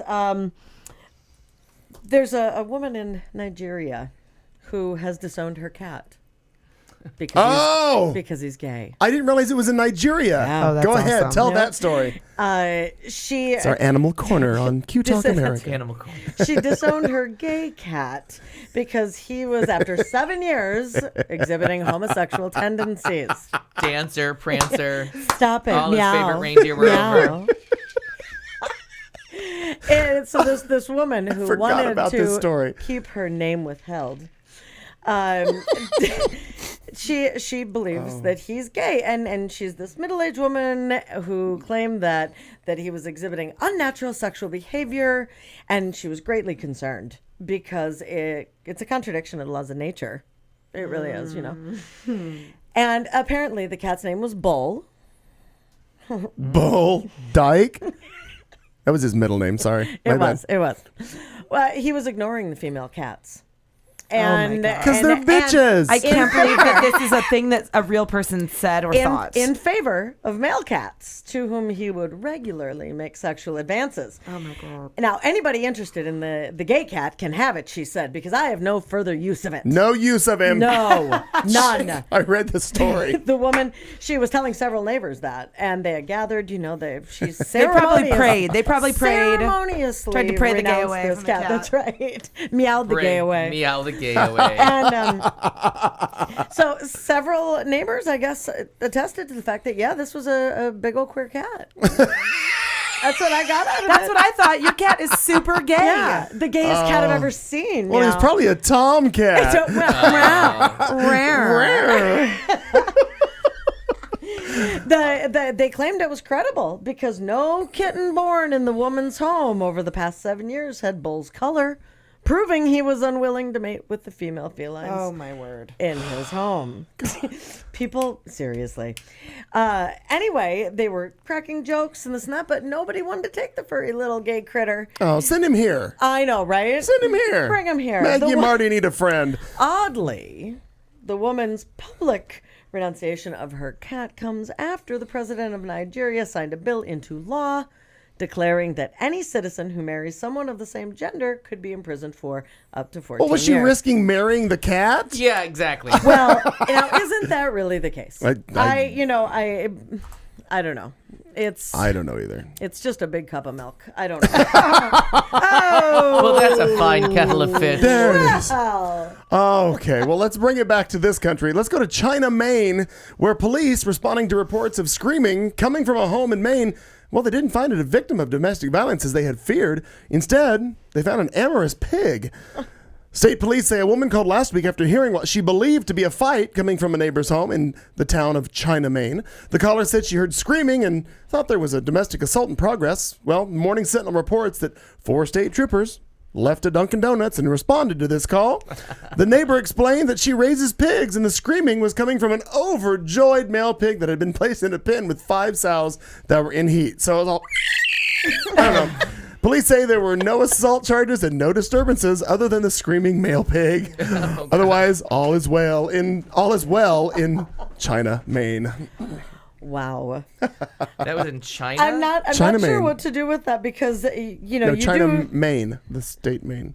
Yeah, that's what I said. Oh, you said in China, like you knew where China, Maine was. Oh, I thought I said in Maine. No, Sorry, my bad. Got it. The squeal of the pig, and then you did this whole Carol Channing thing. I mean, like, I don't know. The squeal of the pig was a little... Oh, that? Yeah, that. Sorry, good. Yeah, that was it. That's the one. Got it. That's the pig. I thought I'm that sorry. obviously the title of this article caught my eye, but I had already observed the commercial that was on, not during the Super Bowl, but a few weeks back there was Hail to the V. Have you seen this yet? Vaguely. Hail to the V? Yeah. Because we can't say the word vagina, apparently. Oh. And so... Can't on this show. Vagina. I like Vajeen. Yes. My Vajeen. Something stinks, and it's not your vagina, is this woman named Erin Scott who wrote this blog about it. And the commercial shows like a boyfriend, girlfriend, husband, wife, whatever it is. Wife's in the bathroom brushing her teeth, and the guy's in the shower, and he grabs the oh, for God's sake, loofah. No, it's Summer's Eve. Okay, so Summer's Eve body wash, otherwise known as douche. Thank you, Al. Yes, and it's because it's Summer's Eve. I just wanted to get that part. So they're not a sponsor. Nope. No. Clearly, they have him take the body wash and say, "Oh, this smells good," and he's soaping up his entire body. At which point, she's kind of chuckling and says, "You do realize what that is?" And he loses his fucking mind, and he goes out and does everything masculine. Oh, I've seen that commercial a couple times. And it's not just everything masculine, because I know masculine folks, and they're not pulling a big truck with their teeth and doing all this. So I have done that? By the way, yes, I have. You weren't one of the masculine ones I was referring to. Thank you, Martin. You're welcome. Okay. Just because I haven't seen the truck pulling. Yeah. But it's interesting, the take on this. It says the worst thing that could possibly happen in that man's world is to be accused of being a woman. And that's how this whole commercial is presented. Because once he finds out he's using this body wash, he's instantly horrified. He sets off on a quest to remind himself, and of course all of us, that he is in fact a man. That he may smell like a woman's vagine. Vagine, hail to the V, is what they do at the end of this commercial. And it's just very interesting how that is stupid. It is stupid. Because, I mean, if I just mop my house and I smell like pines all the rest of the day, you think I'm going to have some give a goddamn problem with that? Because it includes him doing things, like I said, with towing a car with his teeth, building some sort of metal helmet, like a Viking or a Roman kind of thing, and then mowing the lawn with this helmet on his head. And I never thought about mowing the lawn with a helmet on my head. That could be fun. Very masculine. Then tow the truck. And slightly touched. I wasn't licking a window. Not in the rain. Not in the rain. Don't do it in the rain with lightning. I don't even leave my cake out in the rain. I've learned. I've learned. If I've learned anything from that tortured metaphor, it's to not leave a cake out in the rain. By the way, I did find out. I told Al yesterday. I was doing some elementary stalking for the Los Angeles area today, and found out that's where MacArthur Park is. I didn't realize. I thought it was in New York. I did too. That it found out. It's in Los Angeles. Very nice. The City of Angels has a. I thought that's what and what caught my eye was there was the MacArthur Park Lake, and then I found it's in MacArthur Park. There you have it. Go figure. Well, let's wrap this up. So much learning. I love Google. Chicago, Illinois, as I don't like to say. Chicago police say a man who allegedly tried to steal a woman's car got a big surprise when she handed over the keys, then shut him inside her garage. The Chicago Sun-Times reports that 21-year-old Andre Bacon, and I wanted to tell this story only because it was a way to get Bacon into the story line of the show. Andre Bacon is charged with attempted vehicular hijacking and theft and was ordered held Sunday in lieu of $75,000 bail. Police say Bacon approached the woman Saturday and repeatedly demanded that she give him the keys to her 2012 Acura, which was parked in a garage. Surprisingly, she did. Then she closed the door behind her and then called police. Police reports say that Bacon was trapped inside till officers arrested him around 7:30 p.m. He allegedly he was sitting in the driver's seat with the keys in the ignition when police got there. That's amazing. Just sitting there because he knew they were going to show up. So might as well just sit there and take it like a man. Take it like Take it like a man. That's right. Don't break you like a boy. Summer's Eve. Hail to the V. The hail to the V. 18 minutes after 8. We forgot to do this at the top of the hour, so we're going to do it now, only because we can. And now, a drink along. We dare you to stay awake during this royalty-free music and to play a drinking game with us.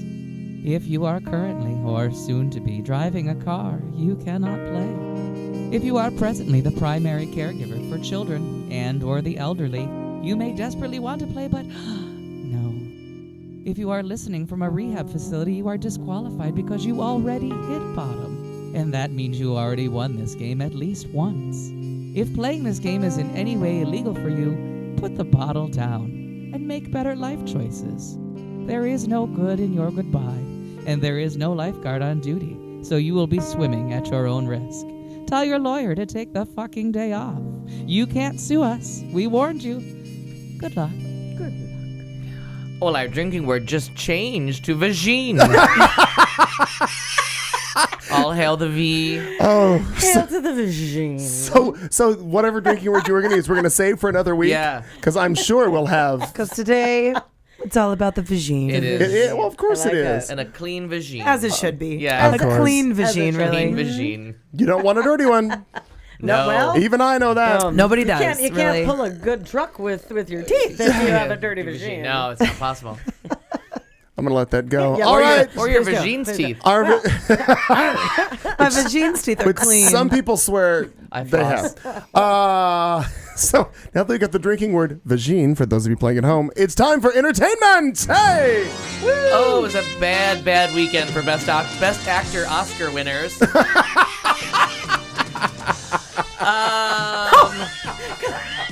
That took me way too long. He was our heroine. Oh, sorry. Somebody from Little House on the Prairie died and no one cared. The Walking Dead returns next week. Let me get to the right page because I never have. CBS celebrates the 50th anniversary of the Beatles, and the opening ceremonies are coming up. Oh, indeed. Alrighty. Entertainment. Which will lead nicely to sports and stuff. That I stuff. can't believe that I missed that when he said that. I'm like, Well, we had 2 die this week, so I'm going to get to IMDb. Oh, I didn't know about the second one. The second one was Maximilian Schell, Oh, no, I knew that. who won his Academy Award for Judgment at Nuremberg, and it was a very difficult part. He was an Austrian actor who himself escaped from the Nazis, and then he turns out Judgment at Nuremberg was a TV movie. God, our TV movies changed okay. since then to now. That like a 3-hour TV movie about the trial at Nuremberg used to be Sunday evening entertainment. Right, that's what. Well, Now you gotta watch a story about Molly Ringwald and her dirty vagine, where Jane Seymour plays her mother. I mean, what it's just is that? I have craziness. no idea. Is it on Lifetime Movie? Sounds like it. It will be if they. I just gave them the idea. Oh, nice. The script will be written Just in like the next Will and 20 Grace. minutes. I love yeah. it. I'll do Okay. that, right. Okay. So let's start with poor Max. Sounds like we have 3 people that died this week, not just 2. Well, you the said third- Little House on the Prairie. Little House on the Prairie guy too. Maximilian Schell was actually quite handsome and kind of got lost there for a while. I'm trying to think of where else you would have seen him because Judgment at Nuremberg is a tough watch. So I've only seen that once, possibly twice. But I feel like he had like some big movie later. I could be wrong. Of the Black Hole. He played like scientist guys in 70s disasters movies all the time. He was always someone that you went to that you thought was smart and sophisticated. But Judgment at Nuremberg is how he won his Oscar. And charming man, great actor, very, very handsome in his day. And continued to be handsome well into the 70s or 80s when you would have known him as just the smart guy that showed up. And then in what I thought was not particularly surprising news, a shame. I'm not saying it wasn't a sad day for movie lovers and The like. yeah, or especially and he doesn't even come up. But there he is. I'm like, he's still number 3 on IMDb when you type in Philip Seymour Hoffman, who is just a couple months younger than me, which makes me nervous. Crazy. Well, you're just not doing don't do heroin, heroin. I hope. Right, exactly. Yeah, thank you. That's So there's a that. big difference. It's important. There is a big difference there. But it is crazy to think really how young he was when they kept saying 46. They stressed that over and over, and I just thought that's like Kelly's age. I mean, essentially. I can't say that he didn't look older than that though. Well, Right, and hard seemed living. older because he's been out hard living. Yeah, And Hard he's- living. You're right. Absolutely. and schlubby, like one of the few like working schlubby actors, never ever lost a pound of weight to be in a movie. Sure. Like was never gonna play it the. was like, you're going to go ahead and build this character around me Oh, because yeah. you have to build it around me. But his honest God, and I had around the house. Correct. just in the last couple of weeks, just strangely enough, I've watched a couple of movies with him. I watched Cold Mountain, which I love, which I forgot he plays the preacher that comes in the middle. Okay, and I accompanies would've Jude Law. not- and yep. I forgot he showed up, and I'm like, Jesus Christ, who's not in this movie? And then one of my absolute favorites, The Talented Mr. Ripley, where he kind of sets things in motion. He's very good. He is in 2 of the worst movies possibly ever made, one being Patch Adams, which is when my hatred of all things Robin Williams started and continues on unrelentingly through my Vajeen ever since. And Flawless, which I think is just the most offensive movie about anyone even Flawless, vaguely isn't that homosexual. With Robert De Niro. De Niro. Yeah. I mean, that was one of those movies that I was rooting for AIDS. I was like, die. All right. Awkward, Vajeen. I just said, Everyone just drink. It doesn't fit, but just drink. I think that movie is an awkward. offensive. What's it called? It's called Flawless. And it's horrible. And it has, because Robert De Niro was one of the producers of Rent, it's one of the first things that people from Rent jumped into, like Daphne Rubin Vega has a role in it. So he was just using the people he had just met. So, I mean, I was very excited to see it, and it's offensive. And Patch Adams, again, you just want the clown to die. Like, I was offended from the trailer on, I was offended. But he is in Happiness, which is fantastic. Magnolia, in a great role. State and Maine, one of the funniest movies ever made. Absolutely one of the funniest movies, State and Maine. Almost Famous. I mean, the titles just get better and better. Mission Impossible 2, his 4 Oscar nominations. He won for Truman Capote, a very thoughtful performance of a gay man and his Boston married best friend. And they were talking about the fact that Philip Seymour Hoffman was not a small man, but Truman Capote was. Right. But you couldn't tell that. I mean, he was able to fit probably a full foot taller than Truman Capote. Yeah, I think Capote was I think they said a little over 5 feet, and Philip Seymour Hoffman was 5'10", 5'11". I mean, it was pretty crazy, but you wouldn't have known it. He just was so good. Yeah, a shocking thing. And then he could play short. I really wanted to just so talented. And now that I had never really read his bio, but I was just kind of laughing because he did all kinds of theater camps, and we are literally the same age, and he's from outside of Rochester. Okay. Which in that part of the country, we're all either outside of Buffalo or outside of Rochester. And he went to New York State drama camp. So I'm like, have we ever had a drama camp together? Because crazy. You very well made sure. Yeah, could have crossed paths at some point. Just kind of funny. Not that I would have. I mean, I wouldn't have tried to sleep with him or anything like that, but which is all I was there for. But I mean, his too white and too tall. Yeah, his stage work is really amazing. And that's what he thought he was just going to do. Right, That's very surprised by that. And I actually got to see him in the revival of Long Day's Journey into Night in 2003, which no one would ever go see with me. I went and saw that alone. Okay. Because it is the most depressing play ever put on, and it's 3 hours. It's like August Osage County without the laughs. And he was brilliant in it. So, but I mean, he always just kind of looked to me like how River Phoenix, you're like, really, drugs and Kramer teeth? Like, you just have these, when it's those clean living white boys, you're always like, really? Heroin? But then you saw him and you're like, I can see the dirty. That's what I was going to say. The dirty garage band you were in. That you're like, heroin sounds like a good idea. Totally going to say that, his persona and his, heroin. But 23 years. People that are using heroin, right, there's they just kind of have that kind of a thing where they're low-eyed and they're slow speech, and I just feel like that's how he was all the time. And so I feel like every character he played was like that. So he was just kind of, like you said, they built the character around him. They're like, well, I mean, he's a good actor, but he's definitely on heroin, so let's make that character seem like that. That's the thing. He's 23 years he did not clean and sober, and then recently relapsed. Oh, yes, you're right. Mean, but because he always, so everybody seemed looked heroin-y anyway. You're right. Yeah. Every character was just a couple years past their heroin addiction. Right. Kind of funny. Well, and the saddest is that he had 3 kids. Not a ha-ha way. And that's why was he in an apartment by himself? They tried to present it at first that he did that after coming out of rehab, that, as far as he's still working on it.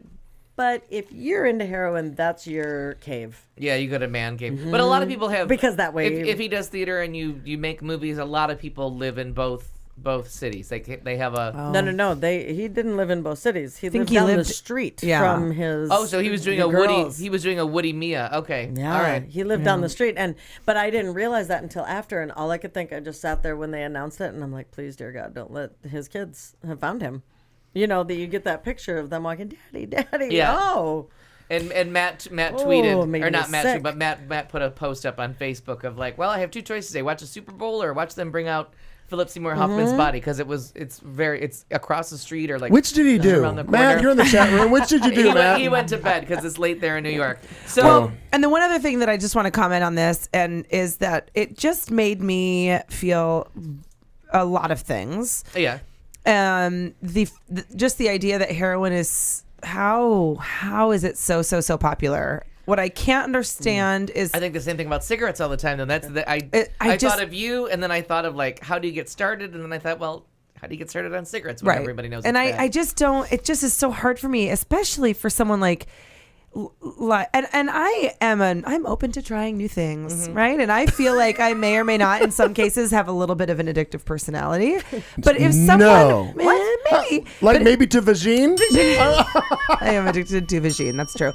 But if somebody really said to me, "Try this heroin," I would just like never say yes because everyone knows how addicting heroin is, and just to see someone like Philip Seymour Hoffman who has 3 children and a wife, I presume, I don't know. No, it's just a long-time partner. Okay, so but a family structure, and obviously he's successful, and maybe that's one of the demons, is like being so successful. But he wasn't when he was using before. It wasn't like he was super successful. Oh yeah, no. Just he was for 20. him, and then for Corey Monteith to to die alone in a hotel room or an apartment on the dirty, cold bathroom floor, with a fucking needle in your arm. Like it is so just sad. Well, it's such a sad I don't know if anybody life. saw Elvis.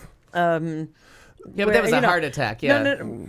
But no, but eat a that was bucket of chicken on the toilet. But that was and maybe a lot of pills. no, it was. But those were like prescription drugs. That's someone that's thinking he's in the hands of like a good doctor. No, and I'm with you, but that's what that leads to the heroin. That leads I think people so to heroin. too. Oh no, right? You get like Judy Garland, the same thing. You get addicted to the pain. You're up, you're down. You take a pill to perform. You take a pill to go to sleep, which I think a lot of what happened to Elvis too. Sure. But I do too. They Treated were like a commodity. They were talking today on CNN in regards to and. I'm sure we would have originally would have got to this if they would have brought it to our attention. They went back to John Belushi's death, and the fact that the lady in the Hotel Marmont, and the fact that Chateau Marmont, they found him, he was dead, and then the girl, and I forget her name, you'll remember probably. It's a Catherine Smith something, blah blah blah. Yeah. So You're she right. rolls up in his Mercedes, coming from wherever the hell she was, and immediately questioned her. And because she had facilitated, she got involuntary manslaughter, I believe, and she served like 15 months, whatever. So now they're talking about in regards to the same thing because they have. Oh, they know the drug dealer. Well, they're looking because they have ATM footage of him pulling $1,200 out of an ATM hours before his death. So they're trying to figure out that, and they're saying that possible charges could be filed against whoever supplied him. Sure. And that would be involuntary manslaughter. And all of the bags they said are tagged because each dealer has to, like, that way they know it's theirs. So each bag has, I think they said like ace of. Well, there's an ace of hearts. Ace of hearts. Or an ace of spades. There's something. Yeah, you're right. There were two different names on the bags. You two are so down with the heroin. Yeah, I know. No, this is all CNN. It's so interesting because I don't feel like, how can you blame that guy for like selling him heroin? I mean, it was his choice to go and purchase it. No, but on the same side, when after he died, I'm thinking about this and I'm like, fuck these people fuck the guy who made the heroin. And I get that it's a plant and it grows, but you have to cultivate it and make it into heroin. The doesn't grow by itself. Heroin isn't growing, That's right? A process. The poppies, right? But the suck it to all the people that are making it, and to the people that are selling it, and to the people that are like giving it, and so it's I feel like there aren't happy heroin stories. They don't except for the Ray Charles movie. There is no like story of like, ooh, and we all did heroin and everyone was happy. But then you got to wonder like. And this is all I ever think about when people talk about gateway drugs. Are you ever just somewhere so drunk, so stoned, so in the gateway mechanism, and someone suggests something, and you're just like, sure, what the hell? My pants I don't are already think down. so. Why not fuck me? And I just can't. I cannot imagine giving up the Vajeen that way. You know what I'm saying? I experimented in college personally a lot, and that was kind of always like my line. I suppose that, and I just there's no way I could have been as drunk and stoned and etc. as well. You come at me absolutely with a needle and fucking crazy. Oh yeah, you're not shooting. Yeah, no. But even the and idea in between my toes. But even people were smoking it and snorting it, and there's like knees. not even a chance, like even to smoke it, and or I just like it was just a line that I was like, I'm not going to go there. But they also said that where as far as looking for the person that perhaps was with him, because once you get to a certain point, they said you can't plunge it yourself. You can't inject yourself. Yeah. To push it down. So then somebody else would have to do that. So my guess is that, and maybe they're not releasing it at this point, but my guess is that there's Somebody was security there. cameras of somebody leaving his apartment or something, is my guess. And then they're just kind of lying in wait to find this person. And then boom, all of a sudden they'll find them and then that'll be on. Yeah, I don't know. Like, I would love to just And kind of it'll know be your the- thoughts, Al. You brought it up, or your guys' thoughts on this gateway idea, on kind of what you think about that. I go back And it'll forth. be Joaquin Phoenix. And it's right. But I do the gateway thing, like, because I watch that. One of the things I bring up all the time is watching the Go-Go's documentary or whatever it was. Belinda Carlisle. But Belinda Carlisle had a big drug problem. Hers was mostly cocaine. But I can't. It's not Gina Shock. It's not the cute drummer. That's who I thought it was. Jane Wheatland. I want to say it's like Jane Wheatland or Valentine. You know, I'm not a lesbian when I can't name all 5 Go-Go's like that. You know, I'm not either. 'Cause I can't either. But one of them had a big drug problem. She's, I used to smoke pot, and then I went to heroin. I'm like, no, not that fair. doesn't jump. It's not a jump I made. And now, and Tomo asks about the alcohol manufacturers. And yes, sometimes I think that, like, you're selling something It's the same harmful, thing, yeah. Going after the heroin guy is but going it's after... legal, and I think, a glass of wine with dinner, or as they brought up in the following on Monday night, like, going my whole life without a glass or two of scotch, not really living. Like, but I can also have a glass or two of scotch and go home. So some people, maybe there are those people, like you were talking, addictive personalities, who once you let that little bit of inhibition down, I just can't imagine a world where somebody's going to come near me with a needle, and I'm not going to be like, stop right fucking there. No, but it's all about that. And I kind bring of needles chasing, to people, and I still can't. I still can't watch. They talk about it being a chasing the high, and that you want have that this, first euphoric, and you can never get it again, or it can takes never get more it. So and maybe more. this drug, and that's why people remember That's when we were the talking meth thing. That's the same thing with that meth. alligator shit too. Oh, Remember with right. the crocodile. crocodile. Yeah. Right. Are you kidding? People know this is going to make your skin fall off, and they're like, But but what's I'm going that to feel highlight? fantastic until I get there. But what 20 I minutes think where it is fell off, I felt great. really interesting think. is, like, my brother says, and I'm sure that a lot of addicts, a lot of recovered addicts say, is like, Matt says, I could have a beer. Yes, I could have a beer and be fine. But what happens is I have 1 beer and then I have 2 beers and then I'm out trying to score heroin. Right, and then, right. So you can make the 1 jump beer's from too many and a weed million's to- not enough. Yeah, But but, and to- that's the. I'm sorry, Clayton. Go ahead. No, to go back to Tomo's point in regards to the alcohol manufacturers, I get what he's saying, but to paint with a broad brush, okay. So America's addicted to sugar. So you go against every candy manufacturer. Then you go against McDonald's because they have a delicious burger called a Big Mac that people get fat because they eat too many of them. I get all that, but I'm and maybe I'm wrong in thinking this.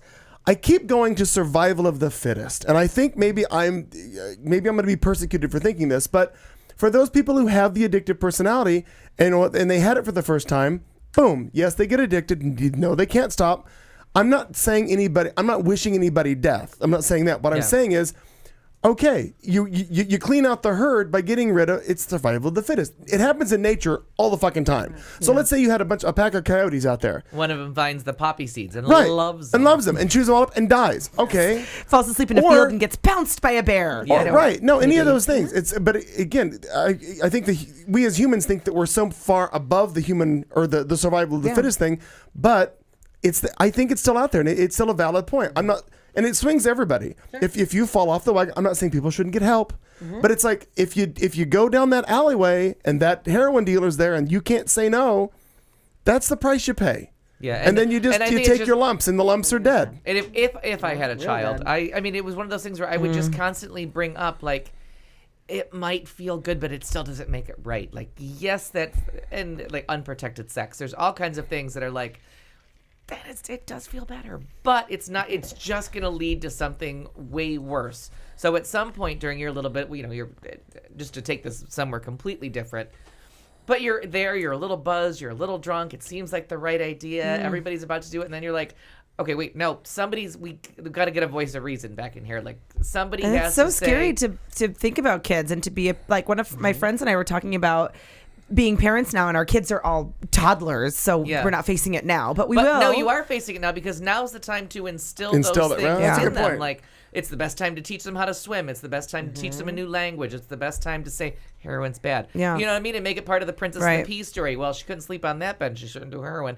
And just, we actually read her that story, so I'm probably going to put that in. Couldn't sleep on the pea bed. Also don't do heroin. Yeah. But it's true though.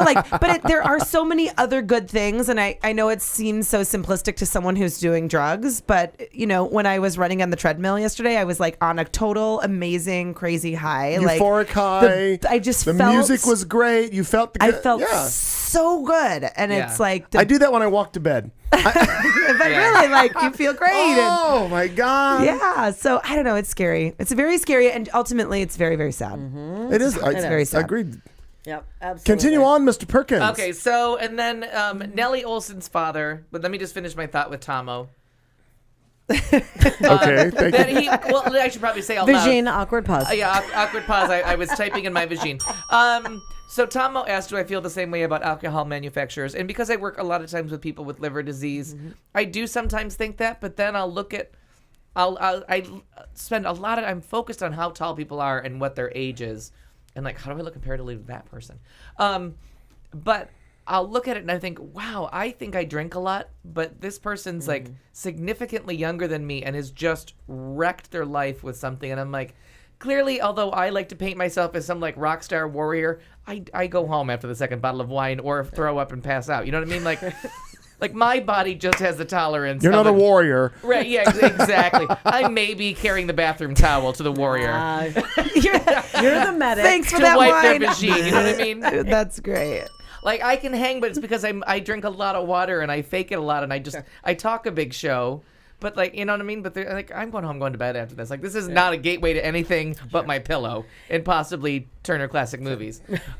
So I do think that it's somewhere in between the people that produce the stuff and the people that consume it to have McDonald's or alcohol or at some point you have to take some responsibility. I totally agree with you. For the amount of soda, the amount of candy, the amount of anything you consume.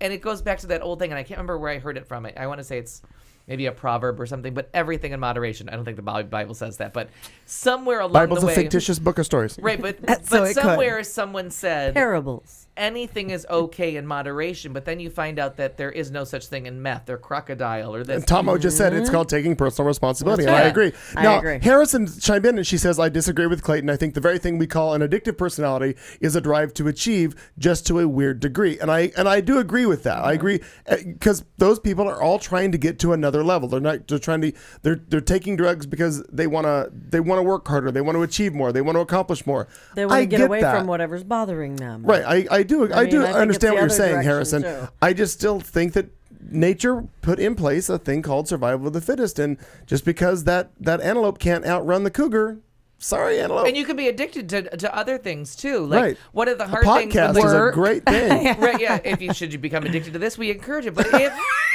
one of the hard things for someone with a food addiction or a weight problem, as friends of mine have had, is that now you need to give up something or have a healthy relationship with something that you need to survive. You don't need heroin. Right. You need food to survive, but now you have to take something that you can't eliminate for your life, and you can't and I've said this before. I had a Coke problem in the 80s, and everybody from the Coke problem, save one, is gone from my life.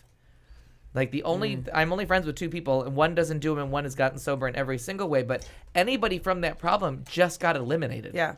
You are not allowed. You're just not allowed back in my life, and Bad there will be a influence. very high screening because there bad influence. I was the bad influence. It's hard to say who the bad influence was in the story.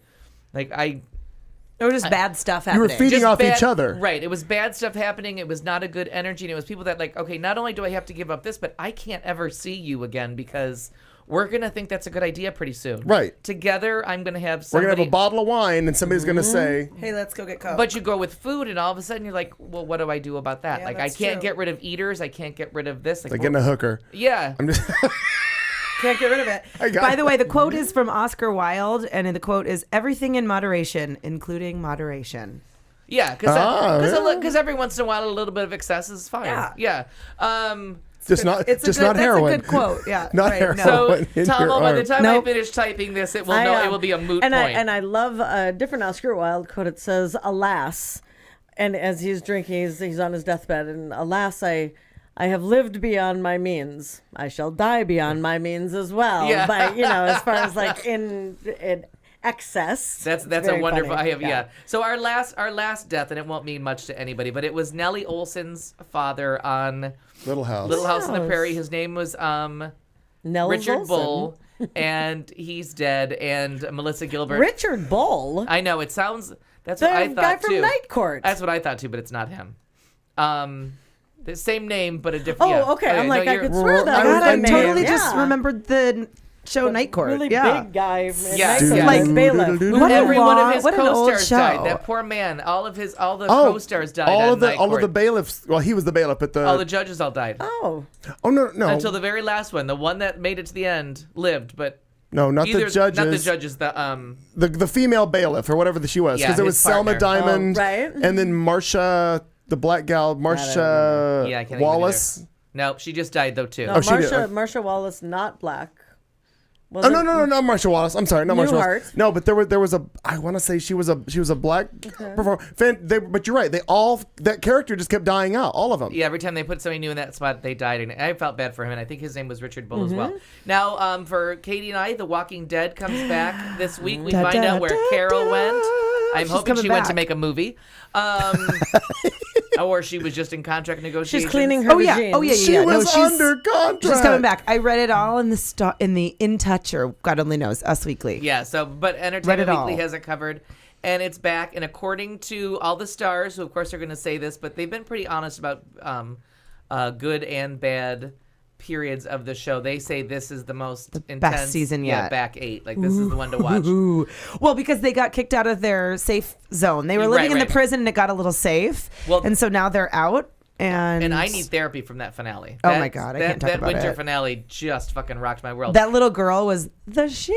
Yeah. That was the bomb. So good. So CBS celebrates 50 years of the Beatles on the Ed Sullivan Show this Sunday, and they're doing it to the day. Which is Sunday. It is Sunday, and it is the right time on the East Coast. 50 years ago.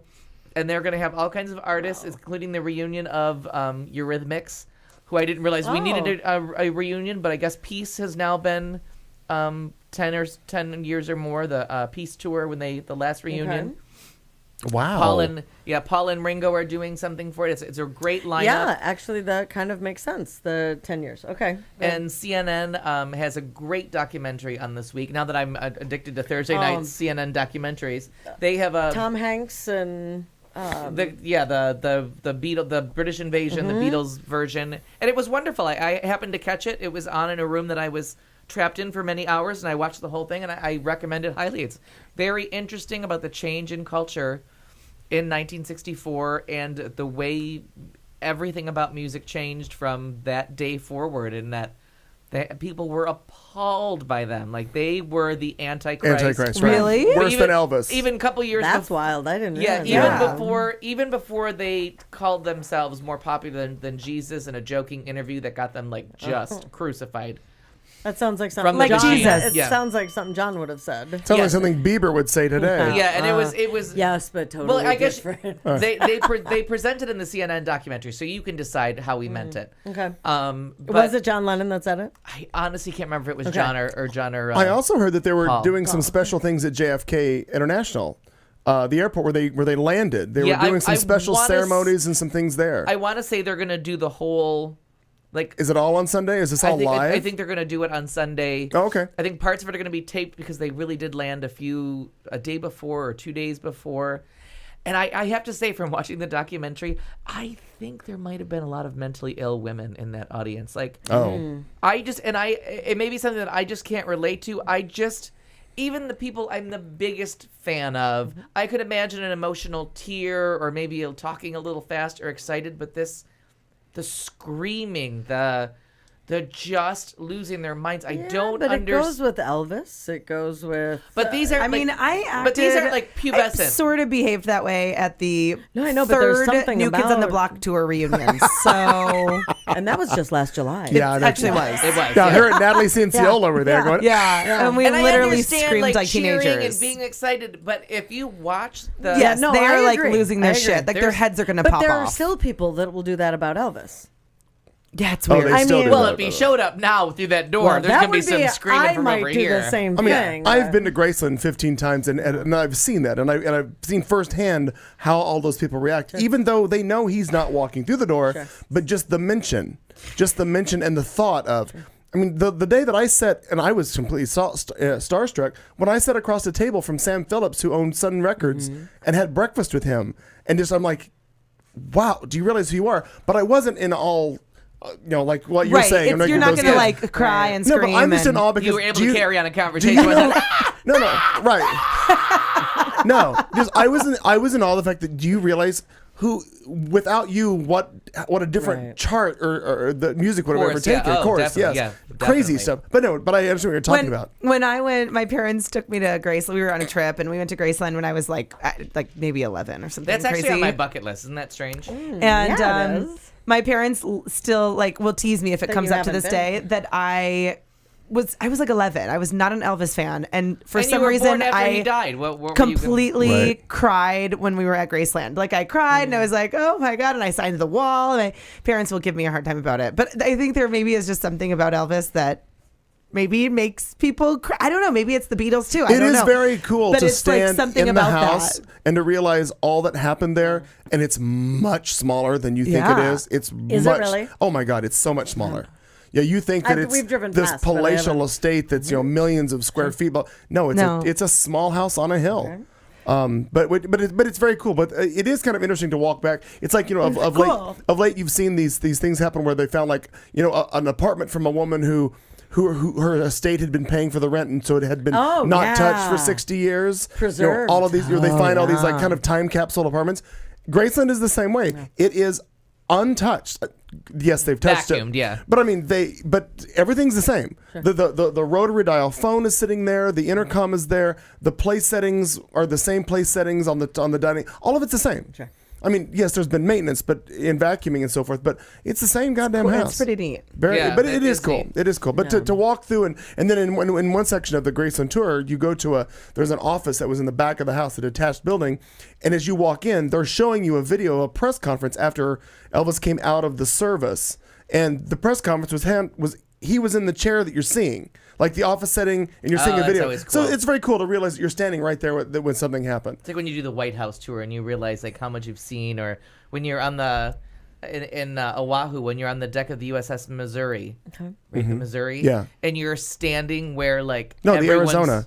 No, it's it's underwater. a- That yeah. takes a little bit of swimming. Oh, there- but it goes. yeah, my bad. They are bow to Scuba bow. The Missouri Yes. is parked bow to bow with that, and you're standing where like General MacArthur accepted surrender from the Japanese, and you're like, Right here. I'm right Yeah. here. Like we like. That's trippy. Like Yeah. his essence, well, that makes it seem like it dripped out of his vagine, but but in a weird fan moment. Speaking of things that happened like afterwards, my mom and I were in Vegas one time drinking and playing Keno, and we were watching an Elvis impersonator, and he started singing "Can't Help Falling in Love with You," and she and I were both like wiping away tears, like he's so real. It is. You just in an get earlier to. story, the bourbon is so good. In a related story, Yeah, I'm still chasing Ruthie that. and Al are drunk. Yeah, still chasing that bourbon vibe. That's funny.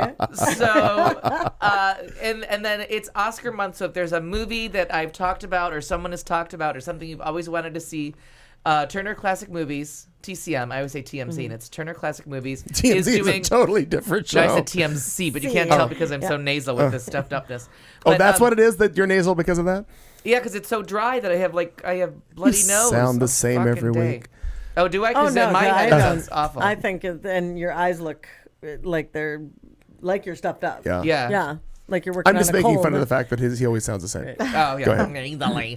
So 31 Days of Oscar is on Turner Classic Movies, and they show them without commercials. And then one of the best things is they have a documentary on this year called And the Oscar Goes to, and it's a little bit of a history of the origins, but it's kind of light on that end.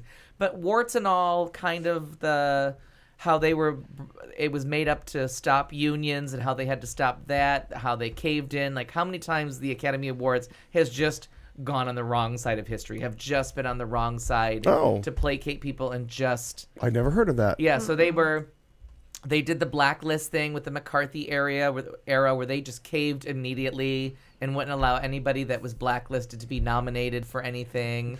They were a union buster and just slowly have been like, oh, at some point we have got to be a liberal organization. And it really, they really were the most conservative body that you can imagine until after John Wayne died. And they were like, okay, that's the last of old Hollywood. Now we can finally... And they have clips of John Wayne, like people that are trying to make statements or make political moves, and they go immediately to John Wayne because he's old Hollywood, original legend. And it's just funny for John Wayne to be like, I'm not talking about that stuff. Ask the one that said it. Like... Because he was sick of being blamed as like the stodgy establishment and what everyone was rebelling against John Wayne, and he just gets sick of it. And you can see him in the last couple Oscars. He's like, stop asking me questions. You know what I believe. Go talk to the people that are making crazy statements.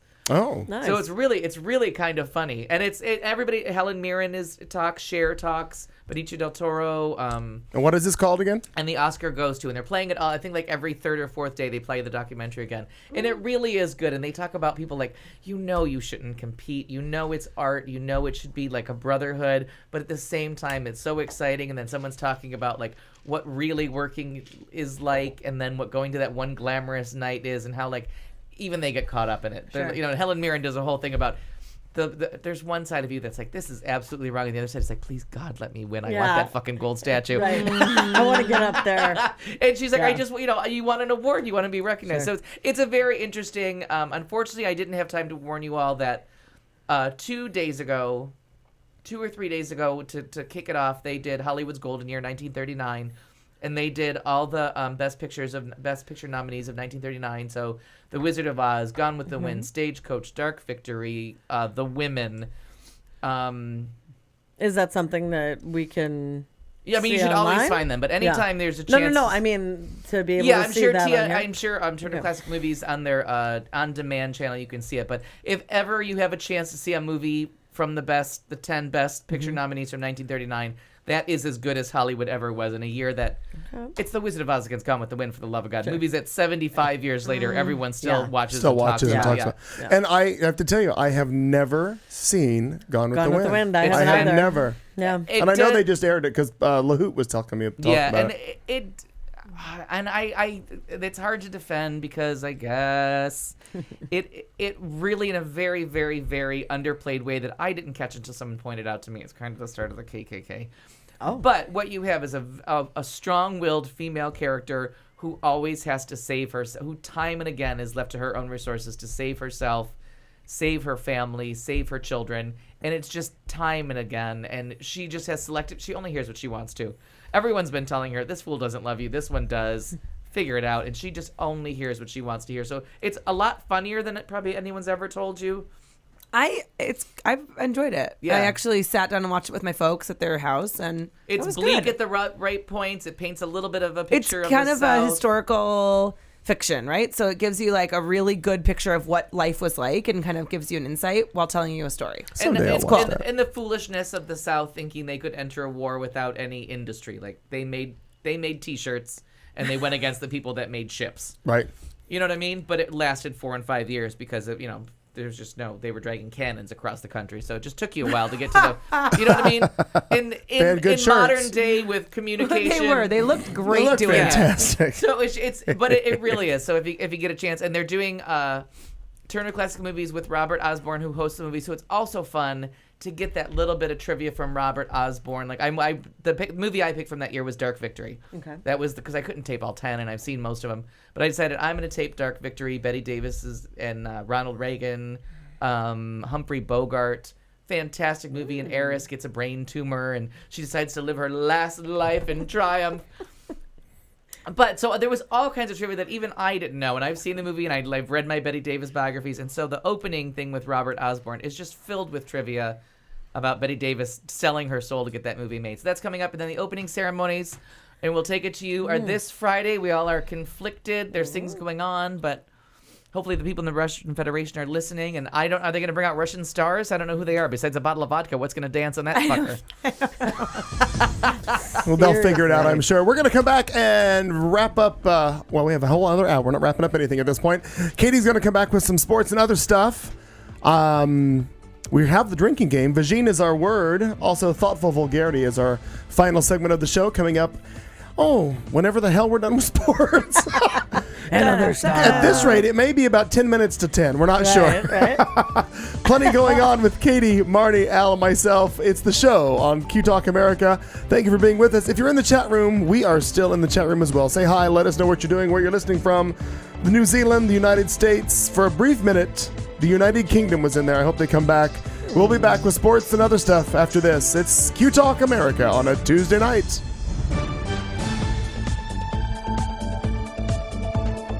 You've been listening to the show on Q Talk America.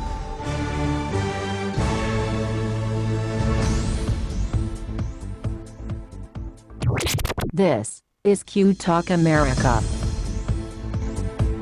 The following broadcast contains adult humor, language, and topics, along with partial nudity. Actual knowledge is used sparingly. The show is a result of a lost bet and a bad game of rock, paper, scissors. It's the show with Clayton McKee. And now, a man with a face for radio, Clayton McKee. Well, good evening. 9 o'clock straight up. It's the beginning of hour 3, my bad. We wrapped up hour 2. We have 1 hour to go. I don't know what that is. What are you saying, Al? And one tiny thing. Just one tiny thing? Yeah. I have one thing, too, before we get to Katie. I don't even know your name at this point. Stacy. Thanks, Al. We are here in Studio C, as we are each and every Tuesday night. Thank you for joining us. Katie, Marnie, Al, and myself sit here, have beverages. By the way, our drinking word is... Vajeen. Oh, Vajeen. And if you need to figure out how to use it in a sentence, well, maybe it's not your word. Not sure. And don't eat the ones with sauce. I don't even know. Don't want to know. I'm good at that. I actually don't want to know either. I'm good at that. I'm completely fine with that. All right, Al, you said you had one thing. What is it? I just have one recommendation for the 31 Days of Oscar. This is where they're going to show The Lion in Winter, and it's probably not in whatever, I don't know what Redbox is, but it's not available in Redbox, which is not a synonym for Vajeen. A saucy Vajeen. Saucy. I got my movie out of the saucy Vajeen. But anyways, The Lion in Winter will be on at some point during this. It'll be either under, I think it'll be on Best Actress Day. It's a piece of advice my mom gave me about watching old movies when I was little. Watch the first hour. Treat it like a miniseries. If you're not interested after hour 1, turn it off. Nothing gained, nothing lost. But tape it, keep it around. If you like it and you're intrigued by how much goes on in that fantastic movie, then watch it to the end and just see a classic with great, great acting. And Anthony Hopkins' first movie, Timothy Dalton's first movie. And what's it called? The what? The Lion in Winter. And a little bit of English history and a little bit of love of royalty. It's just so much. It's such a great movie. My head is still spinning, and though it's been weeks, my head is still spinning from watching Who's Afraid of Virginia Woolf. There was so much going on in that movie between comments and this and that. My head still rattles from that. I need to watch it again. That's on, I don't know what the theme is. It might be black and white cinematography winners, but there's a theme coming up in the next couple days, and Who's Afraid of Virginia Woolf is definitely... It's on there? On there, because I brushed past it because I own it, so I didn't need to take that one. But Spellbound, there's a day where they're giving you Alfred Hitchcock's first 3 big hits when he went from just a work a day or whatever the word is in New Zealand to being a director's director. To all of a sudden he was Alfred Hitchcock. And Spellbound is coming up. Notorious with Cary Grant is coming up. So 31 Days of Oscar is just great, and it's a wonderful reason to have basic fucking cable. There's that. Before we get to Katie and sports and other stuff, I just want to let you know, and this is a recent story, just came out. In fact, it's trending right now heavily on Facebook. We have our first Olympic brand to condemn Russia's anti-gay laws. AT&T has become the first major U.S. company with Olympic ties to condemn Russia's anti-gay laws days ahead, which I believe is Sunday, is the opening ceremony. Friday. Days ahead of the opening ceremonies of the Winter Olympics in Sochi. In a post On its consumers blog Tuesday, the telecom giant wrote, quote, "We support LGBT equality globally, and we condemn violence, discrimination, and harassment targeted against LGBT individuals everywhere. Russia's law is harmful to LGBT individuals and families, and it's harmful to a diverse society." So we apparently now have our first... Booyah. Our first... Hail to the Vajeen. Yeah, so now, with that said, I'd be curious to see... what the fucking Russians say? No, not what they say. I don't know why that had to be so aggressive. What is going to happen with their affiliation with the Olympics now? What is going to happen with their connection to this? So it'll be interesting to see how that all good for plays them. out. But yeah, first, I mean, that's a big one. AT&T, pretty big. That's huge. But that's who my service is with. That's who Mom's service is with. So mine as well. Good for you all. But happy to be an AT&T customer. I went Verizon. I know Damn it. Well, we'll pick you up on later. I saw that map on a wall once. I have a trivia question for you there, Katie. Yes. Probably it'll be for you, but you go second because I think you know the answer. What does AT&T stand for? Oh, I do know that. I do know. All telephone all the time. No. So very close. No. No, I don't know. American Telephone and Telegraph. Oh, wow. So you think at some point they get rid of the bayonets and the horses and you know what No, I mean? we're gonna keep that. Just to be AT. I have a wire in from the West Coast. Yeah. And you just read it. Yeah, I did. Katie, you ready? I'm ready. Here we go.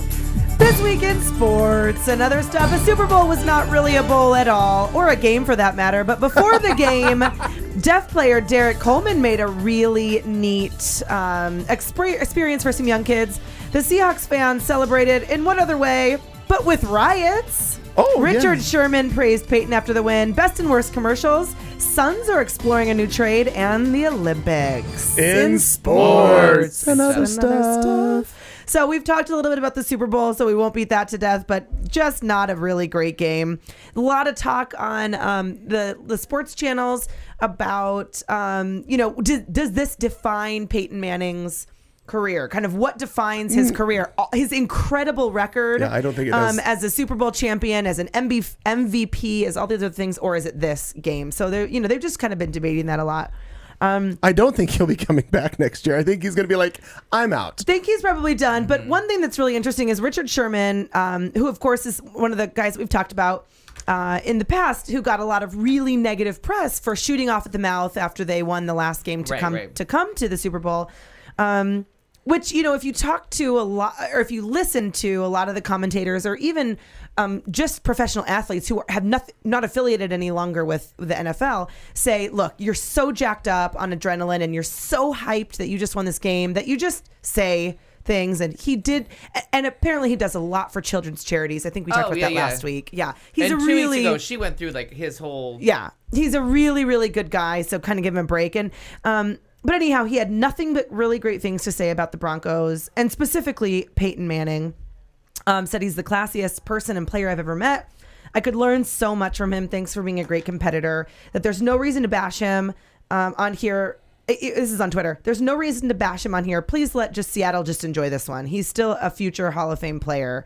And also, it was really great to hear from Peyton Manning. In the press conference afterwards, one of the reporters actually said, "Man, this is embarrassing for you. Are you embarrassed?" And I just loved his response was, "I'm actually insulted that you would ask me if I'm embarrassed." All of the guys in this locker room went out there and played their hearts out, and they have all season. And we had an off game, but there is absolutely nothing to be embarrassed about that we are in the Super Bowl. Yeah. It was just the way that he responded. Showing up at that game. And he said, we've played our asses off to get to this place. I'm proud of our team. We had a bad day. That's what it is. Congrats to the Seahawks. Just like class pants all around. So that was so good for, kind of the leaders in the NFL at the moment. So Derek Coleman is another incredible leader and a big first for the Seahawks. It's, the Seahawks had a lot of firsts out of this game. And one of these is he is the first legally deaf offensive player in the NFL. I actually think it's funny that they say offensive player, or there's some maybe there's deaf defensive players. I don't know, right. But he's the first legally deaf offensive player. And he at one point... Wouldn't it be actually the first legally deaf player in Toto? That's what I'm saying. Well, that's what we're saying. I don't know why they're saying defensive player. Right, offensive. he actually worked with the Starkey Hearing Foundation and handed out hearing aids before the game on the day of to over 100 people in the area. Came in and got fitted for hearing aids. And there was a young athlete that had sent him a letter a while back, I'm not sure exactly when, saying that, that you're a role model for me, and I see you living out your dreams and not being held back by your by being deaf. And that family of that small kid, not Richard Sherman, I'm thinking about him, Derek Coleman, responded to this child with a written letter and then flew the entire family out to come watch the Super Bowl. Oh, very nice. So really, really cool. So like some nice feel-good stories, a lot of them coming out, but I thought that one was kind of neat. The Seahawks fans celebrated as any good fans would with fucking riots. $25,000 in damage done to the historic century-old Pioneer Square pergola during out-of-control jubilation. 6 people were arrested. They were throwing bottles at police. Crazed students were lighting furniture on fire and making bonfires. Oh, Jesus Christ. And thousands in Seattle taking to the streets. But it just is... Oh, fireworks, more bonfires, just bizarre. Like, I don't, when the Diamondbacks won, I was in college and we were all watching at my apartment. And when they won, everybody, I mean, I get that feeling of you want to be around people, but we all went downtown and drank beers and sang songs and like held hands and hugged. And it was like, maybe that's because we were hippies in Flagstaff, but it's just bizarre to me. Like, my team won. Let's destroy stuff. Yeah, set stuff on fire and throw a bottle at a cop. Like, I don't understand. How is that? That's so fun. Overturn an SUV and set it on fire. Come on. It's the weirdest thing to me. They burn better upside down. It is so bizarre. So, best and worst commercials.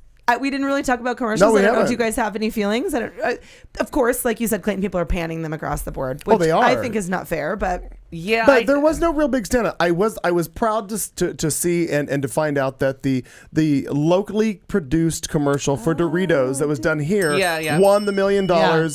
They were there, but because it was such a cute commercial. I think Natalie went to school with that guy, or really? She had some connection with him. I think. Yeah. No, so I was happy to see that for sure. Yeah. For sure. I thought some of them were just a little overkill. Like the puppy with the horse was like, all right, we get it. I know. They're both cute. I thought that was very cute. No, it was cute, but I think that's what Buddy was talking about when he said, Budweiser, now you're trying too hard. It was just like, I felt very Steven Spielberg. I don't need to see a little girl crying to tell me to cry. Like, I get it. The puppy's cute. The horse is cute. Well, I was kind of surprised that, and Mom and I both kind of looked at each other saying, what in the hell is this commercial about? Right. There were some that were just way out there. Maserati was one of them, definitely. There was another one. Do I have something on my face? No, you did, but you got Thank it. you. Oh, I didn't see it, sorry. There was another one that Jason and I couldn't figure out if it was for a car or if it was for making beer.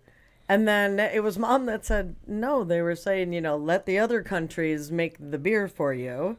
We'll make the car, but I still don't know who made the car. There were some odd ones. I thought, and then Mom and you guys tell me if we're wrong.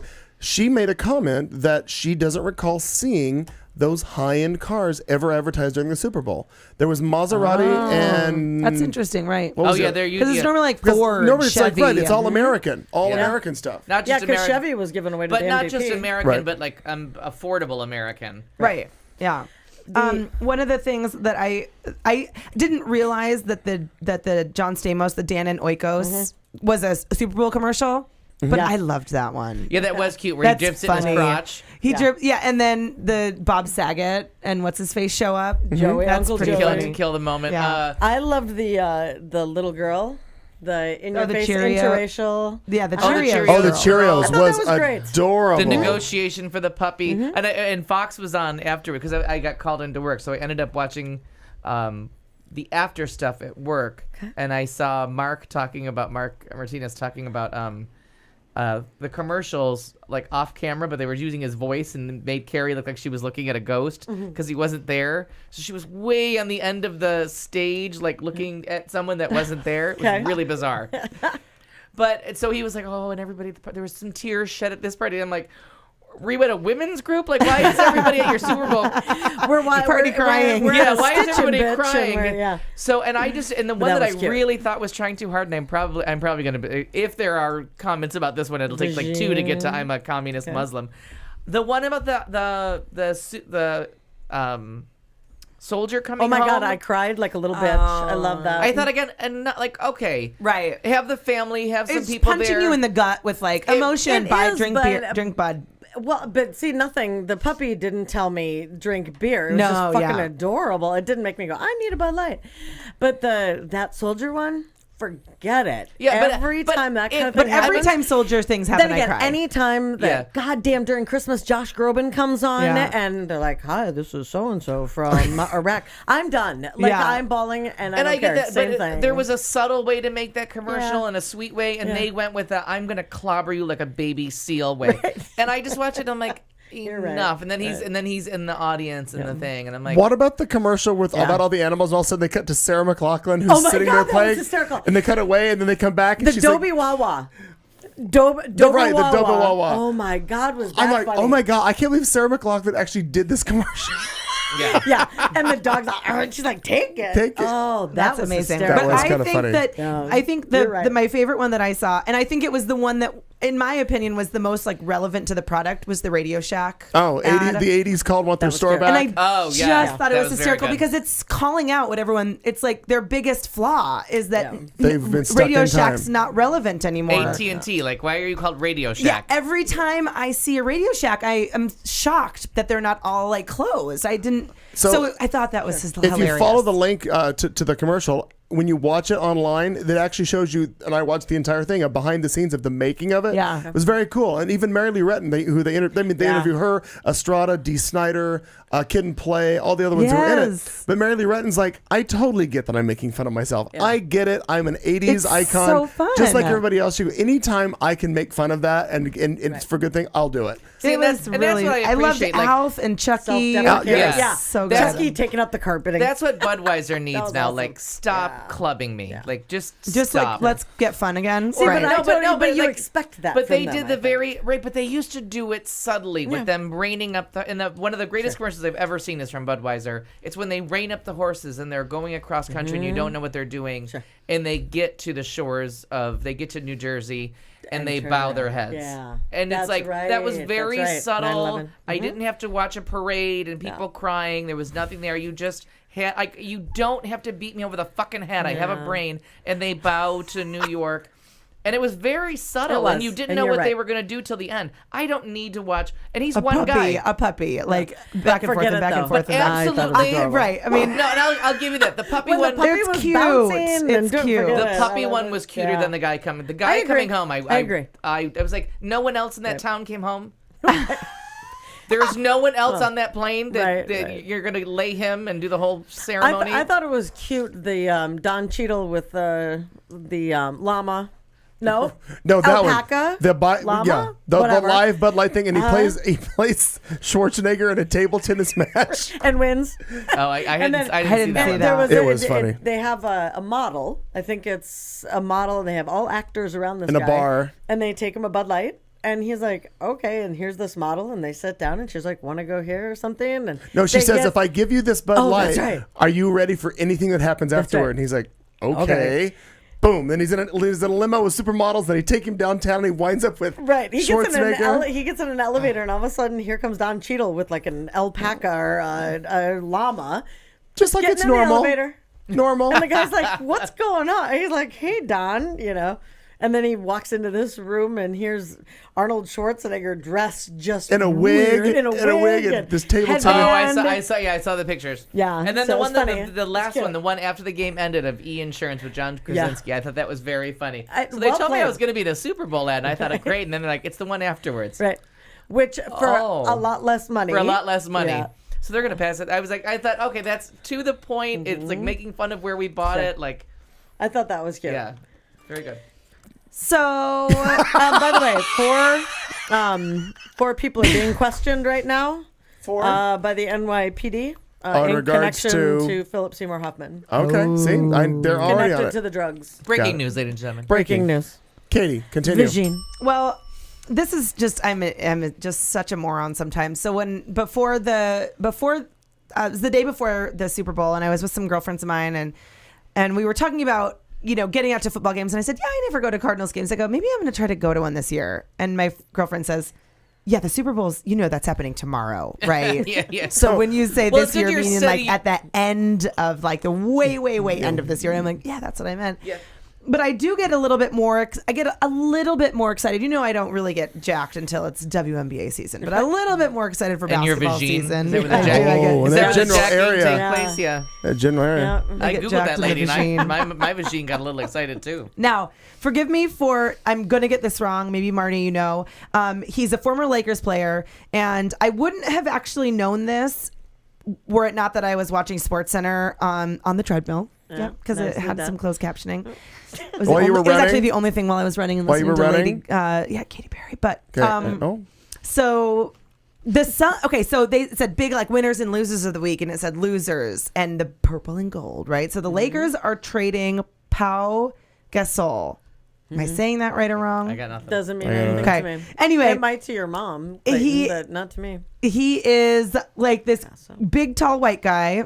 So the big, tall, not so surprising. The white, maybe like big suit. He's like a very good Unintentionally racist player. maybe? Yeah, a little bit. So he's a 4-time All-Star, and the Suns are in need of getting some new blood juju, yeah. and some good juju. Not racist. No. He's been being weighed as a part of a trade. So anyway, I don't have a whole lot of other information other than he is a great player, and according to some of the kind of the pundits are saying that maybe it's not such a great trade for LA.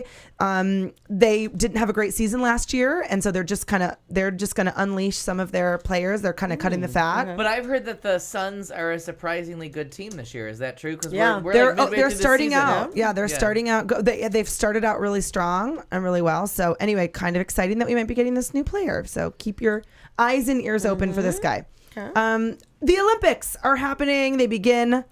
I wish I had like a theme music for the Olympics. Dun, dun, dun, dun. Oh, we'll That's probably football. get sued for that. Uh-huh. Damn it. I don't know any song. I think the horns one.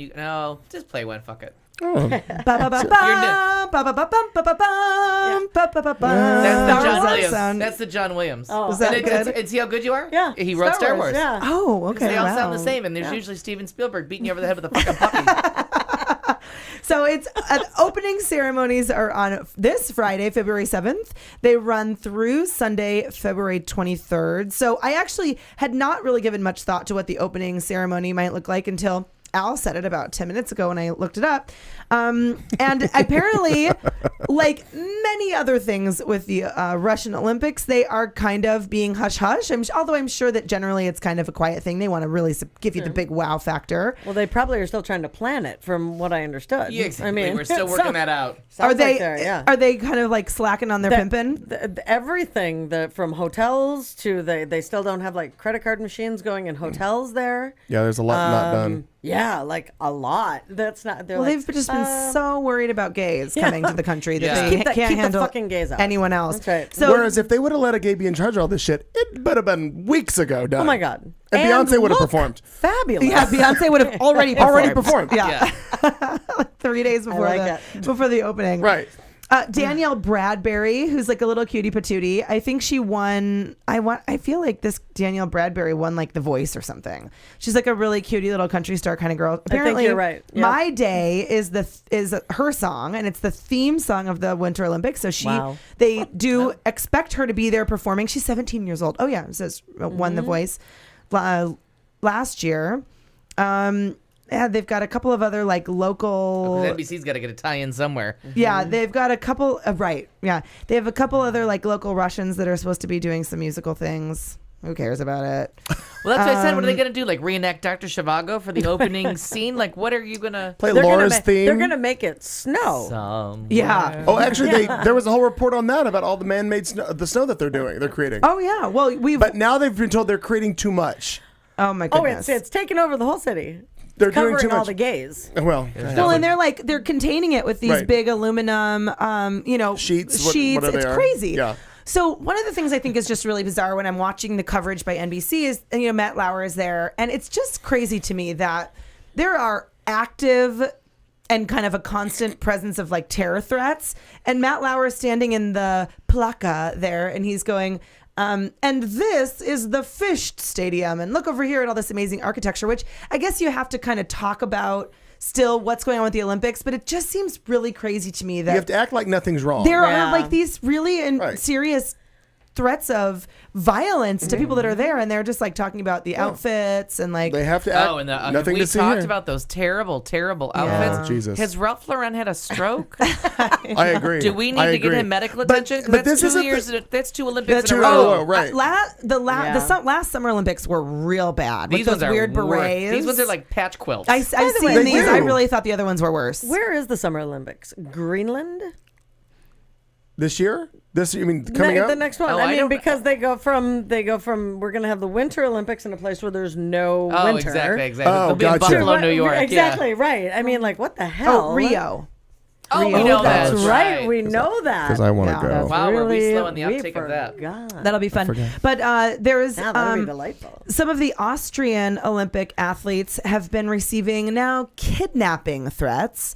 That the Austrian Olympic Committee has received an anonymous letter containing a kidnap threat against an alpine skier and a skeleton pilot at the Sochi Games. I mean, it's just like, and it kind of goes on and talks about some of the backstory in Austria, but it's just crazy that we're entering into these games. I don't know. I know how the Olympics cities are selected ultimately, and I get the bidding process and they're all kind of vying to get them. But like, why Russia? I guess I know last week or a couple weeks prior, I was Googling a map here and we're just kind of looking at the place that it is in the world. Yeah. And I don't know, it just seems questionable. No, I think it does to everybody at this point. Is like, was somebody paid? Like, why of all the winter places to have it? And if you think about it, the one that always comes up and they talk about it is oh Jesus Christ, Bosnia Herzegovina. Yeah, Bosnia. What was that? What was the city that it was in that year in '88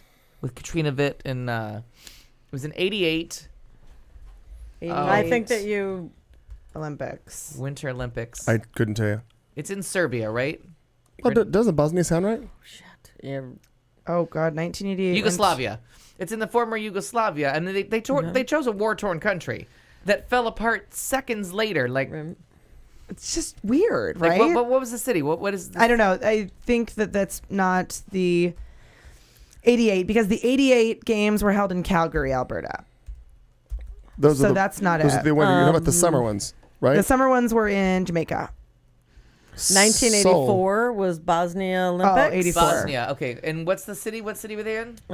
They were in Sarajevo. Sarajevo. There you go. Did I say Now that- Sarajevo? No, No. but that makes sense. I But wasn't completely even, war torn, and everyone talks about like that was like a second before it fell, and all the ethnic cleansing that went on, Oh, and that's every right. single thing that went wrong in that country, and they completely ignored Ignored it it. because, well, they have mountains, and isn't Yugoslavia? So wonderful. Or not, I always say Yugoslavia, and I mean Bosnia. Isn't Bosnia, that Herzegovina. gorgeous? And it wasn't in Jamaica. I'm sorry. It was the Jamaican bobsled bobsled team team. made their debut there, but it was in Calgary. Anyway, some other interesting, I think, interesting Olympics news. Thomas Bach, the IOC president, Bach, slams politicians over the Sochi Olympics, and he is accusing world leaders of using the Sochi Olympics as a political platform on the backs of athletes and snubbing the games without even being invited. And he's talking, of course, about the United States and our president and a number of other European countries.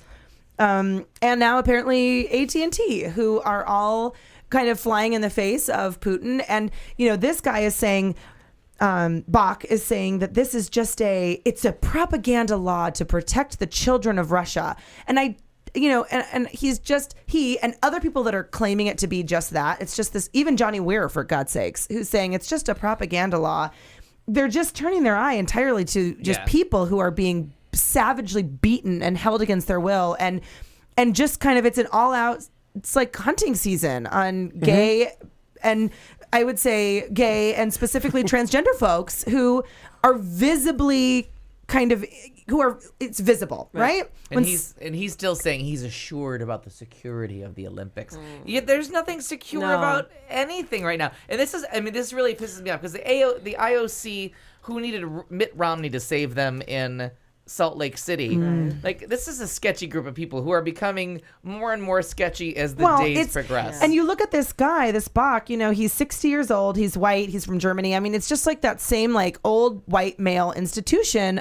And it just is, it's highly frustrating. And I mean, it's just frustrating. It's frustrating. And I am so proud of our Olympic or gay delegates that are going from the United States. And I think it's insane that someone like this guy would say that we're only sending those people because they're gay. How about we're sending them because they're Olympic athletes? Right. Yeah. They are the top. They are at some point we're at the top of their yes. sport. Yes. I mean, it's just like crazy. They are good representatives, especially when you of get the to United States. Billie Jean King and Brian Boitano, who was on Pierce Morgan, and it was just funny because they're like, you're so known for figure skating and being a gold medalist that people make fun of it. Like, what would Brian Boitano do? Yep. And his biography is actually, or he had a book called "What Would Brian Boitano Cook?" Or I can't remember if it's a cookbook, but it's something where he did the pun on it. That's cute. And he sat there with a game face on, even though I'm sure he's heard it enough times, while they played the part of South Park. Right. Where they did What Would Brian Boitano do? Yeah. It was just funny to watch him be like, I have to own that. Like, I can't run from it. What are we going to do? Sure. Yeah, own it. And I'm super proud, as I know Americans, for the most part, I would say, are very proud of our delegates. So I want to be a little bit like I don't want to hear the national anthem in other languages. I'm just really rooting for the Americans in this one. Like, I just want to see us do well. I feel like it's Drago against Rocky right now. Yeah. And I was thinking about that this morning, and that's a very good analogy. I like that. I'm right back there where it's like, you hit him harder. Where you're just. Yeah, so I have to kind of rooting. say that I'm just going to watch to support the American athletes and hope they do well, but just hope that we can get out of this alive. Right. Unscathed. Yep. Because the terrorist attacks are so huge, and now that the IOC guy's a douche, like, just don't fall in line. Don't be a douche. I'm reading the article that you're talking about, and he just digs further and further it's really in bad. this hole. Yeah. Just a small little thing has nothing to do with sports and very much in other stuff. A couple kind of like when you go to Bed Bath & Beyond and buy a coffee pot. A couple of celebrity birthdays. The most popular people born on February 4th, Gabrielle Anwar. Does anyone know her? No idea. She's from Scent of a Woman, but more importantly, Burn Notice. She's like the really sexy girl in Burn Notice. Okay. George A. Romero. Yeah, director of Dawn of the Dead. Yeah. Yep. Night of the Living Dead wrote it. Yeah. Jeanette Goldstein from the Terminator movies. Natalie Imbruglia. And Michael Beck, who Harrison will remember from seeing The Warriors with me and Xanadu fame. Okay. Yeah. Xanadu catches me. He is 65 years old today. Wow. The star of Xanadu.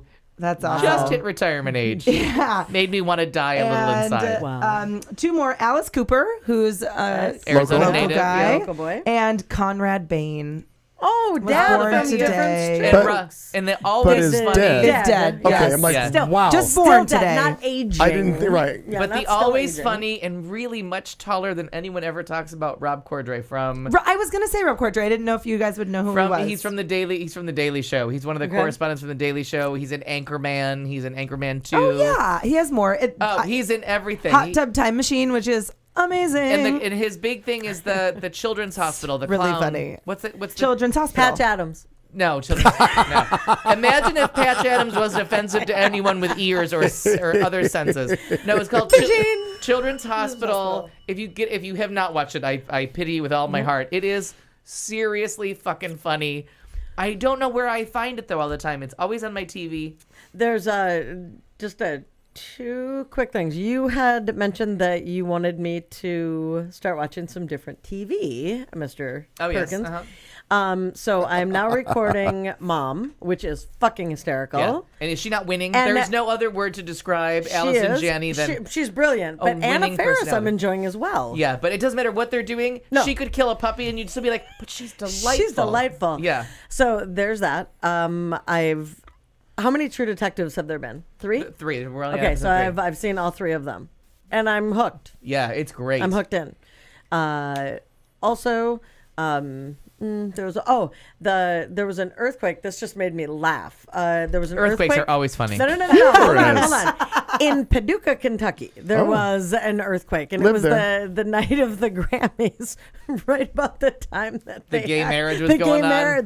With all the Jesus. marriages. I was laughing so hard when I saw it. It was like breaking news underneath this thing, and it was right about the same exact time it was I hadn't happening heard this one. in Paducah, Kentucky. Nobody else said that. They just put that on there, and I was dying. I'm like, well, the gays are at it again. Sure. Now we have earthquakes going in Kentucky because Get it, gays. Because we're responsible for all those things. So now, and you have to find Newsroom while you have HBO. I do. I Okay. have HBO to go. I got that hooked up, and there was a thing that I watched that I thought was fantastic, and it was about celebrities that are out. Yes. I loved it. I can't think of it. It's a pun on out. And it was like it went through Neil Patrick Harris, Harris, and Susie Orman was my favorite. Yeah, it's a HBO documentaries. The Outlist. HBO documentaries are at the top of their game, and Newsroom is a news junkie. I know you are, like I am. That show will hook you on episode 1, and you'll be like, I need more crack, and I need it today. Got it. And I have my list here, and I want you to go through it before I leave. But not in an overdose format. Yeah. Just so that you start can there. Moderation. You're doing- No, I mean the Moderation. documentaries. I want you to look at the documentaries. Just anything that piques your interest. 6 by Sondheim? Yes. Katie, Okay. have we got your We your are list? all Was there a chance I was going to say Okay. no to watching 6 by Sondheim? Well, I didn't think so, but I figured if you watch it and you're like, no, don't waste your time. Oh, you no, tell me. I Okay. masturbated to it. So it was almost porn. that's wrapping up Katie with sports and Sports and other other stuff. I Now, touched my vagine. a little thing I just found.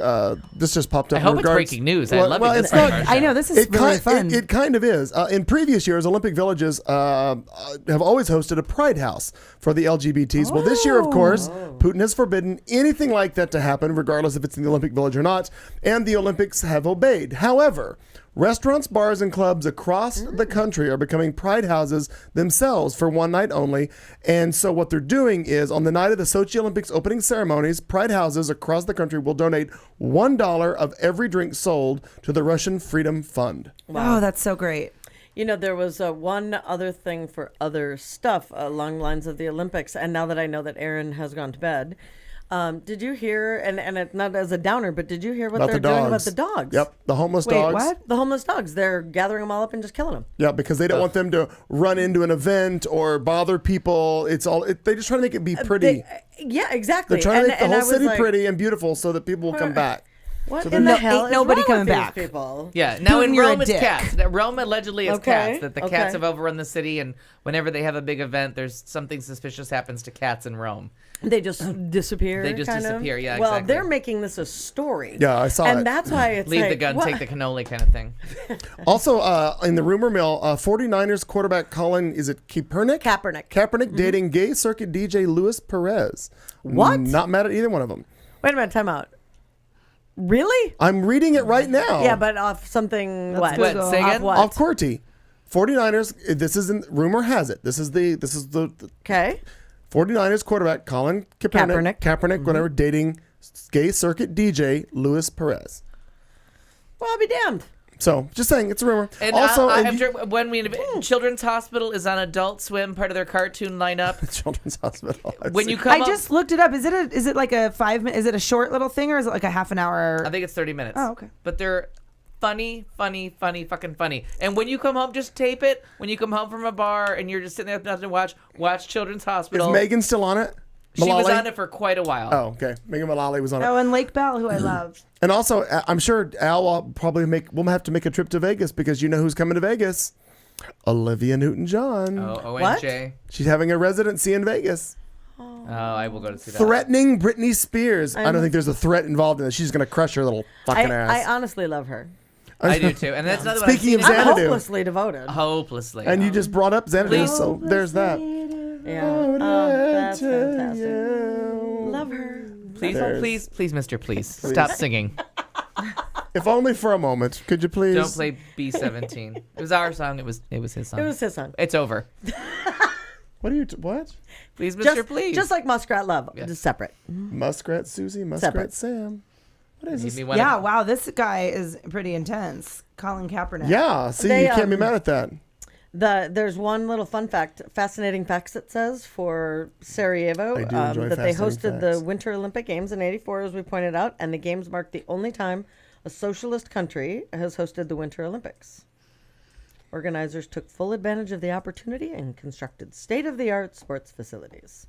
I thought that was kind of, I don't know how up to date that is, but then again, I can't think of.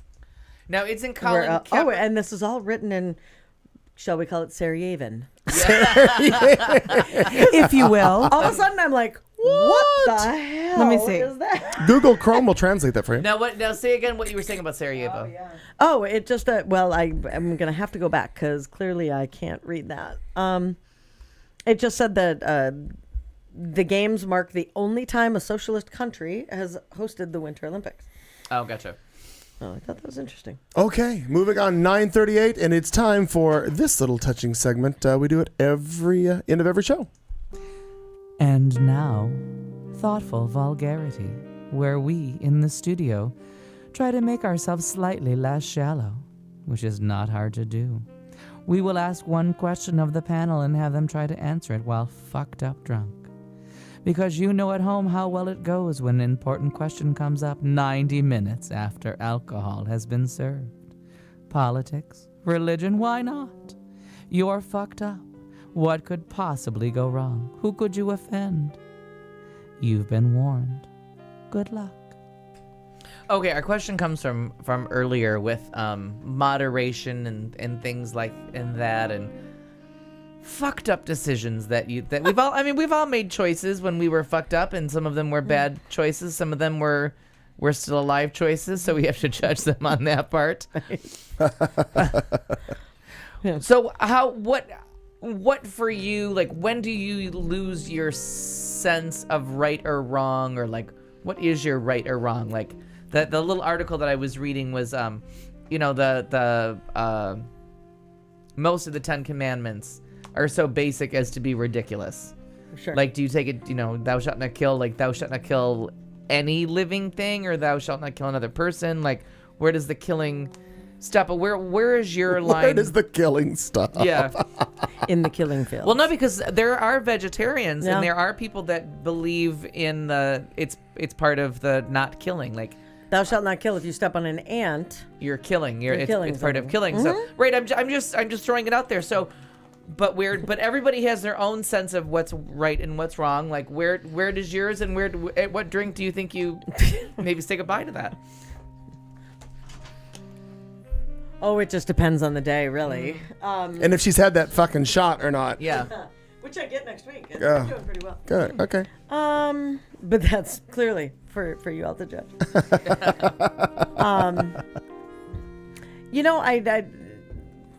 I don't know.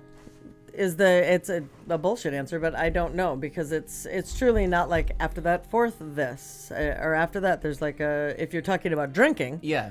There's just like a little switch. It's like that just goes off, and it could be apparently after seemingly drinking next to nothing to, having bombers all night long. Yeah. Which I have not done in forever. So you would say is it that your right and wrong has a little bit of a fluidity to it. Oh, there is fluidity there. Yes. Yeah, absolutely. Absolutely. And again, if it's based on drinking, I usually get anything that makes, because I think drinking a little something this or something that, all of a sudden everything kind of goes, well, it's okay to try that. Yeah. The problem is that typically I know, like, I can start feeling it because my tongue seems to swell. And I'm like, and then I can, and I kind of hear it a little bit, and you're like chewing your tongue, and I hear it, and the little me in the rocker that's sitting up there going, here you go, drunk ass, looks down and says, okay, keep it up, stop now, stop. But then the me that's still having the cocktail and has the cash is like, let's keep drinking. I got the wallet, fuck you. Yeah. Right. At which point, and we've all met her. Well, yes, we have. I apologize. So, I don't know if Kung Fu Panda. I don't know if Colin Kaepernick is gay, but good Lord, there are some beautiful pictures of his tattooed body. Yeah, he's very tattooed. Right? Yeah. Look at Yeah, that. he's got It's tats like all the over. ASPN body He reminds issue. me of Robert De Niro in Cape Fear. Right, yeah. Who was the? No, Cape Fear. No, I know, but who was the original? Oh, Robert Mitchum. Robert Mitchum. Yeah. So I mean, either way, but that's what it reminds me of. So that would be my answer. I've absolutely just no idea. I'm enjoying it on my own screen. Katie June. I just feel I should look away once in a while. Can you repeat the question? It's just about like right or wrong. Like we were talking about like decisions that you make when you're a little bit drunk and how you might change your mind on a topic after a little bit of a buzz. So where is your right and wrong? Is it set in stone? Is No. Vajeen. No, yeah. I mean, clearly, I don't know really that. I mean, I suppose some people's are, maybe. But really, when you kind of introduce alcohol to the situation, I think a lot of people's right and wrongs On a sliding yeah, scale. there's like a sliding scale, and it slides. Certainly, things that I would do after a few drinks would never. Oh wait, I mean, do. I got caught the once Yeah. that it drove. You do, and then you kind of wait. You look back, like, oh, I don't know, the next morning, and you're like, oh. I mean, I think like you have kind of an inherent. How right sweet and are you wrong. that that's your oh. I was like, God damn it! I was banging my head like, oh. And but yeah, I don't know. I think it's hard. When there's booze involved and anyone's becoming inebriated. Like first, that's the intention, and you're like, when you're not just your inhibitions. Yeah, they just kind of go out the window. So it's a sliding scale. Yeah.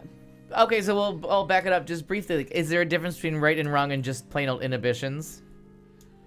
Like I don't think being nude in public is necessarily wrong, but I think me being nude in public would be I got some inhibitions. Anywhere outside of my house. really illegal. These four walls. But sometimes it's like a Jewish funeral at my house. Even like mirrors right are after covered, the mirrors are covered, and I got to take a shower. I'm like, cover all that because we don't want to scare the animal. I mean, there's a lot. There's a She needs her Vajeen. Block them out back. Mama's taking a shower. That's right. Poor little things. Turn your head.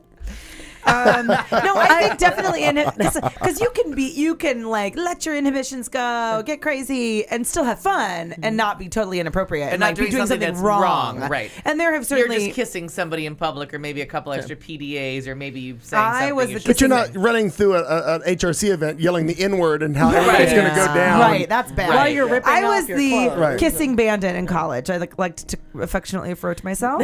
And What does everybody else affectionately refer to as? Whore. Yeah. Katie is a whore. No, because here's the thing, like I would just I would go to the bars and we'd be drinking and I would kiss and that's fine, but I'm not gonna like do somebody in the bathroom, right? Like I'm not gonna like take off all my clothes at the She bar. says that like it's a bad thing. And Now, for the record, can we now have the number of times you did do it in the bathroom? Right. Come Go on, ahead and be honest. because there's got to be at least No, one. I- Really? Do public libraries count? We haven't got to you yet, but we're coming. Well, and maybe So he is was he. too. This is the best checkout ever.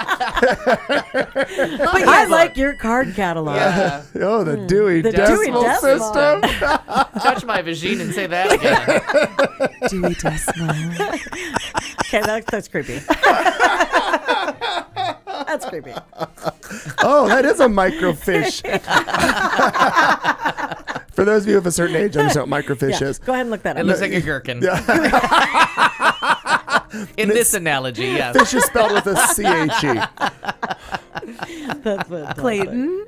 I'm going to agree. I think your inhibitions do come down, and one of the things I find that I do, because I'm always trying to fix things, and I don't mean that in an actual literal way of fixing things. Somebody will, and it's been of late because I've been trying to book entertainment for rodeo and so forth. Well, people have come to me and they're like, well, here we want to do this. We want to have like a whole hour. We want to do this. So they want to put all this shit together. Well, after a few drinks, you think that you can pull off all of that, Right. and then when reality sets in, you're like, okay, we can't have more than 25 minutes of whatever you think you're going to sell, because people will leave. And I've actually Right. deferred to people who have been doing this for years, Yeah. and they're like, Nobody wants to watch it's this nice guy to for have an hour of somebody making balloon animals, but let me tell you right now, you got about 15 minutes max That's the on best that. balloon animal I ever ourselves. Right. So Over and over. There is that. I've noticed that, and then you have to send the email like, okay, look, I know we talked last night, but let me tell you what's going to really happen here. This is really going to go down. Nothing I said last night is going to happen. You should take paper with you, like print something out and just be like, go ahead before we even start talking. Just sign this. We're not. This is not on the record. Yeah, this is just a convo. I should just have like a little disclaimer that I play before. Yes. Anything said or committed to during this evening's activities is null and void based on Crown Royal. Could you sign here that you understand? Right. Thank you. Click yes, click no. Whatever. Get the fuck out of my way. But That's funny. I think, unfortunately, there is with drinking, because that's the only thing that I have any experience with. There does come that inability to distinguish sometimes between what's as a mortal you are capable of, and then when you think that you're actually Superman. But that, I think, fortunately for me, as I've gotten older, that line has become very clear, and I don't do that. Like I said, I mean, that's part of what this riding the bikes all over the place is. You want to make damn sure you don't do stupid things, because everybody thinks they can jump in a vehicle and just take off and drive, unless you're just blotto and you realize you can't. Right. But there is that line. But that's the problem. That True. blotto and you realize you can't, those two things are not mutually exclusive. No, I do agree with you. So that's why we're just going to hedge our bets and just ride the bike everywhere, because even if I'm cold, I don't give a shit. I'm not in a... Well, that's when right or wrong, when that car driving thing gets into that weird place of like, I know I shouldn't drive and I'm going to DUI, but I can't face having to come back for this car, or something's going to happen to my car if I leave it here. Something really bad is going to happen to your car if you drive it. Right. Yes. Or to someone. Oh, right. Yeah. Oh, definitely. But I don't.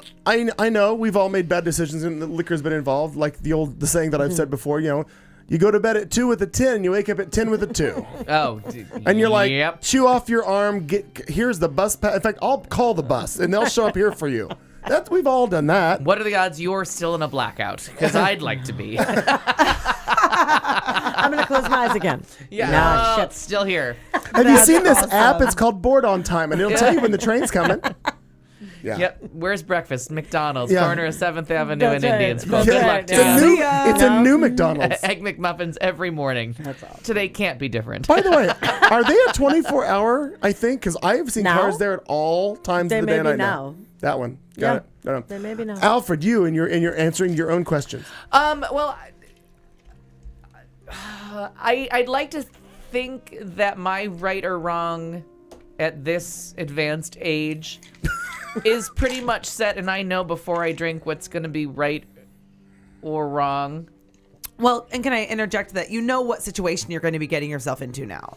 Yeah. I would think. Like, we're not all 21 anymore, and it's like, let's go out and get crazy. And it's like, you know what's happening. Like, I'm not going to go on vacation and have a drug dealer from Mexico City sitting next to me in the condo. Like, thank you. Yeah, we didn't meet. Right. Because I found out you were the drug dealer, and I don't want them. We're in Mexico City. That kind of shit's not happening anymore. You can pass me the joint, and I'm going to smoke it, but our relationship ends soon thereafter. Yeah, but because you're right and wrong is more established, right? As we're like older, more responsible, like that right and wrong becomes more established. So and sometimes you just choose. That sounds like it's going to be a lot of fun, but I'm just going to decline because I don't see anybody else there making really good decisions, and I feel like I might be outvoted into bad decisions. I laughed and we'll just succumb after Dancing with the Bars. And Sean and I were at Charlie's Taco Stand, and there were some really super cute drunk little. Oh, we were. Yeah. I was right next to you. Yeah, we were hammered, and there were like the cute drunk little kids. Yes, you did, and thank you for that. Yeah. Cute drunk little boys who were like, "You guys are so fun. Come to the after party." And I was drunk, but I was like making good decisions, like making positive decisions, and no good is going to come out of the after party. This taco stand is my after party. I'm not going. But isn't that you weren't sorry? But that's the night that Cienciola got in the Rumble. That started the Rumble. My God. Now that was a bad decision. That's when I grabbed that because I was. Yep. Yes. You are Okay. I didn't realize correct. what story you were going to. I thought you were going to that story. You are right. Yes, you did. Yeah, that's when the rumble started between Cienciola and whoever the hell else it was, because she thought she was invincible. Yes, that was a bad decision on her Yeah. part. That was a sliding scale of bad decision. And the one thing that's never under control, though, and hopefully someday that's part of my future, is the mouth. And sometimes I'll realize, a lot of times I'm going for funny, and I end up with, I just hurt somebody's feelings for no reason. Or you're like, they're not in a joking mood. Or I'm trying to make a point about, and this happened recently at the end of an emotional day, an emotional meeting, and I said something to my boss of like, I made a point of something that was so long ago and so did not need to be brought up again. And all of a sudden, all of us are caught up in drama from like 2 years ago. And it's a big part of my fault of just, I was trying to make a point, and I realized I was off So by like a couple this years. is why we do it this way. And then I was trying to make it relevant, and I threw somebody so far under a bus that I'm like. And then as I was trying to apologize to her the other day and be like, I was worse. like, please, there was a shovel, a backhoe. I mean, it was just. By the way, Heavy you swore you'd equipment. never call me that again. Yeah, and I mean, my head was halfway up my vagine, the whole thing. And it was one of those things where it was it was too emotional, it was too close to the surface. And I was, it was about bullying, and I just accused someone of something that they had long since apologized for and gotten over. And I was like, oh, that's a shitty thing to do. And I should have known to just be like, take the point for what it is. There's no reason to drive that fucker home. Sure. Because you had to drive backwards 2 years to get to home. Right. All right, so our follow-up question, back. and he brings it up. So, I've been nominated. Wow. so, and I say this all the time about young people, and when did your sense of immortality end? Like when, and everybody has it. Oh, God. When I was 19. Okay. When I was supposed to be on the motorcycle with Jesse. Oh, yeah. And wasn't. Yeah. And realized that at 19, because that didn't make any sense. Yeah. Didn't make any sense. And I would hazard to say that it would have been more like in 8th grade, there was another situation where, and honest, it's just weird how you look up and whether it's a Dolly Parton concert or, like just weird things kind of happening. But there was a gal named Danielle Lieberman when we were in 8th grade. And had it not been for me getting confirmed the next day, I would have been on a plane with her and her dad. And the brother took my place because I was supposed to go with him, and the plane crashed. Oh my God. It's not the Detroit to Phoenix one, is it? Mm-mm. This was a small flight. The dad flew from St. Paul to Wisconsin and did like a turnaround as far as dropping some things off. And the next day I got confirmed, and there was this horrible blizzard of a snowstorm, and we woke up Monday morning to go to school, and school was canceled.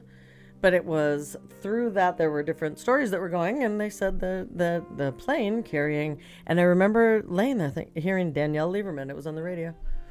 So when did Lieberman, and I thought I was supposed to be on there. So, and then Jesse at 19. So it's just kind of weird. Like, what's my purpose? That's my big But deal when now. did you stop making decisions based on the reality that you were not immortal? Does that make more sense?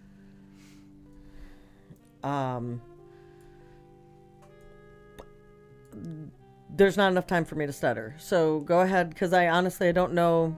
Okay.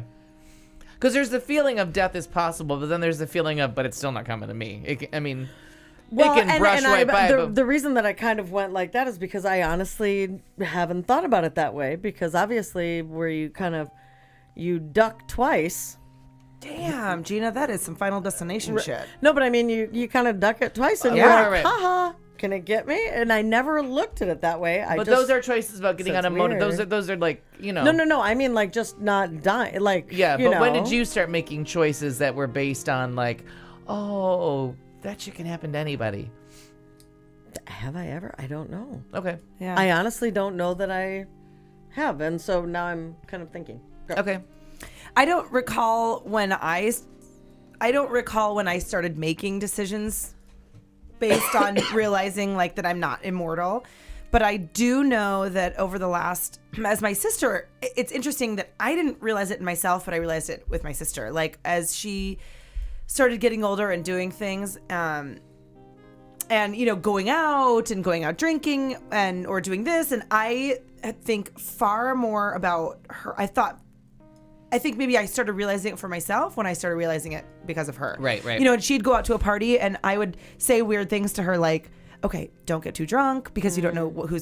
And make sure you have a girlfriend that's going to watch out for you, and like don't put yourself in a bad position with a boy, and all these. Tell me different exactly things, where you're going to be, and what time you're going to be there, who you're going to be with, and I was the one kind of going always like, I will be at home. I will pick you up if you're drunk. I will pay for your cab. Like, so it was not ever a realization that I had for myself, but it was when I started thinking about it in terms of somebody else. And then you started to go out and realize, do I have a girlfriend with me? Then I started doing it, and I used to be that person that was like, my friends would go, I used to like disappear, and I was like, I'm invincible, I'm fine. And it wasn't until I thought about Morgan doing those, being not invincible. Chili cook-off, 2004. Yeah, there you go. I think mine would have been in my late 20s, only because I was because of our situation. When I was younger, I was the man of the house or the adult, and I was always responsible for doing things as a kid. And so I didn't get that freedom to be a kid until I literally, since I moved out here and I really was, in my mid 20s. So I think there was a little bit of my freedom for that. And you're kind of not living chronologically. The mistakes you should have stumbled off at 16, you did a little bit later. much later. And so I think that kind of caught me a little bit later in life. So I think probably late 20s, early 30s is when I was like, hang on. Sure. I need to make decisions a little bit better. Not that they've all been better, but I think that's, so I think, like you said, not living chronologically. Go. Oh, and mine was just in my like early 30s, just looking around and being like, any of these stories could just end with a body in a dumpster. Yes. Like nobody knows where I am. I have not been clear.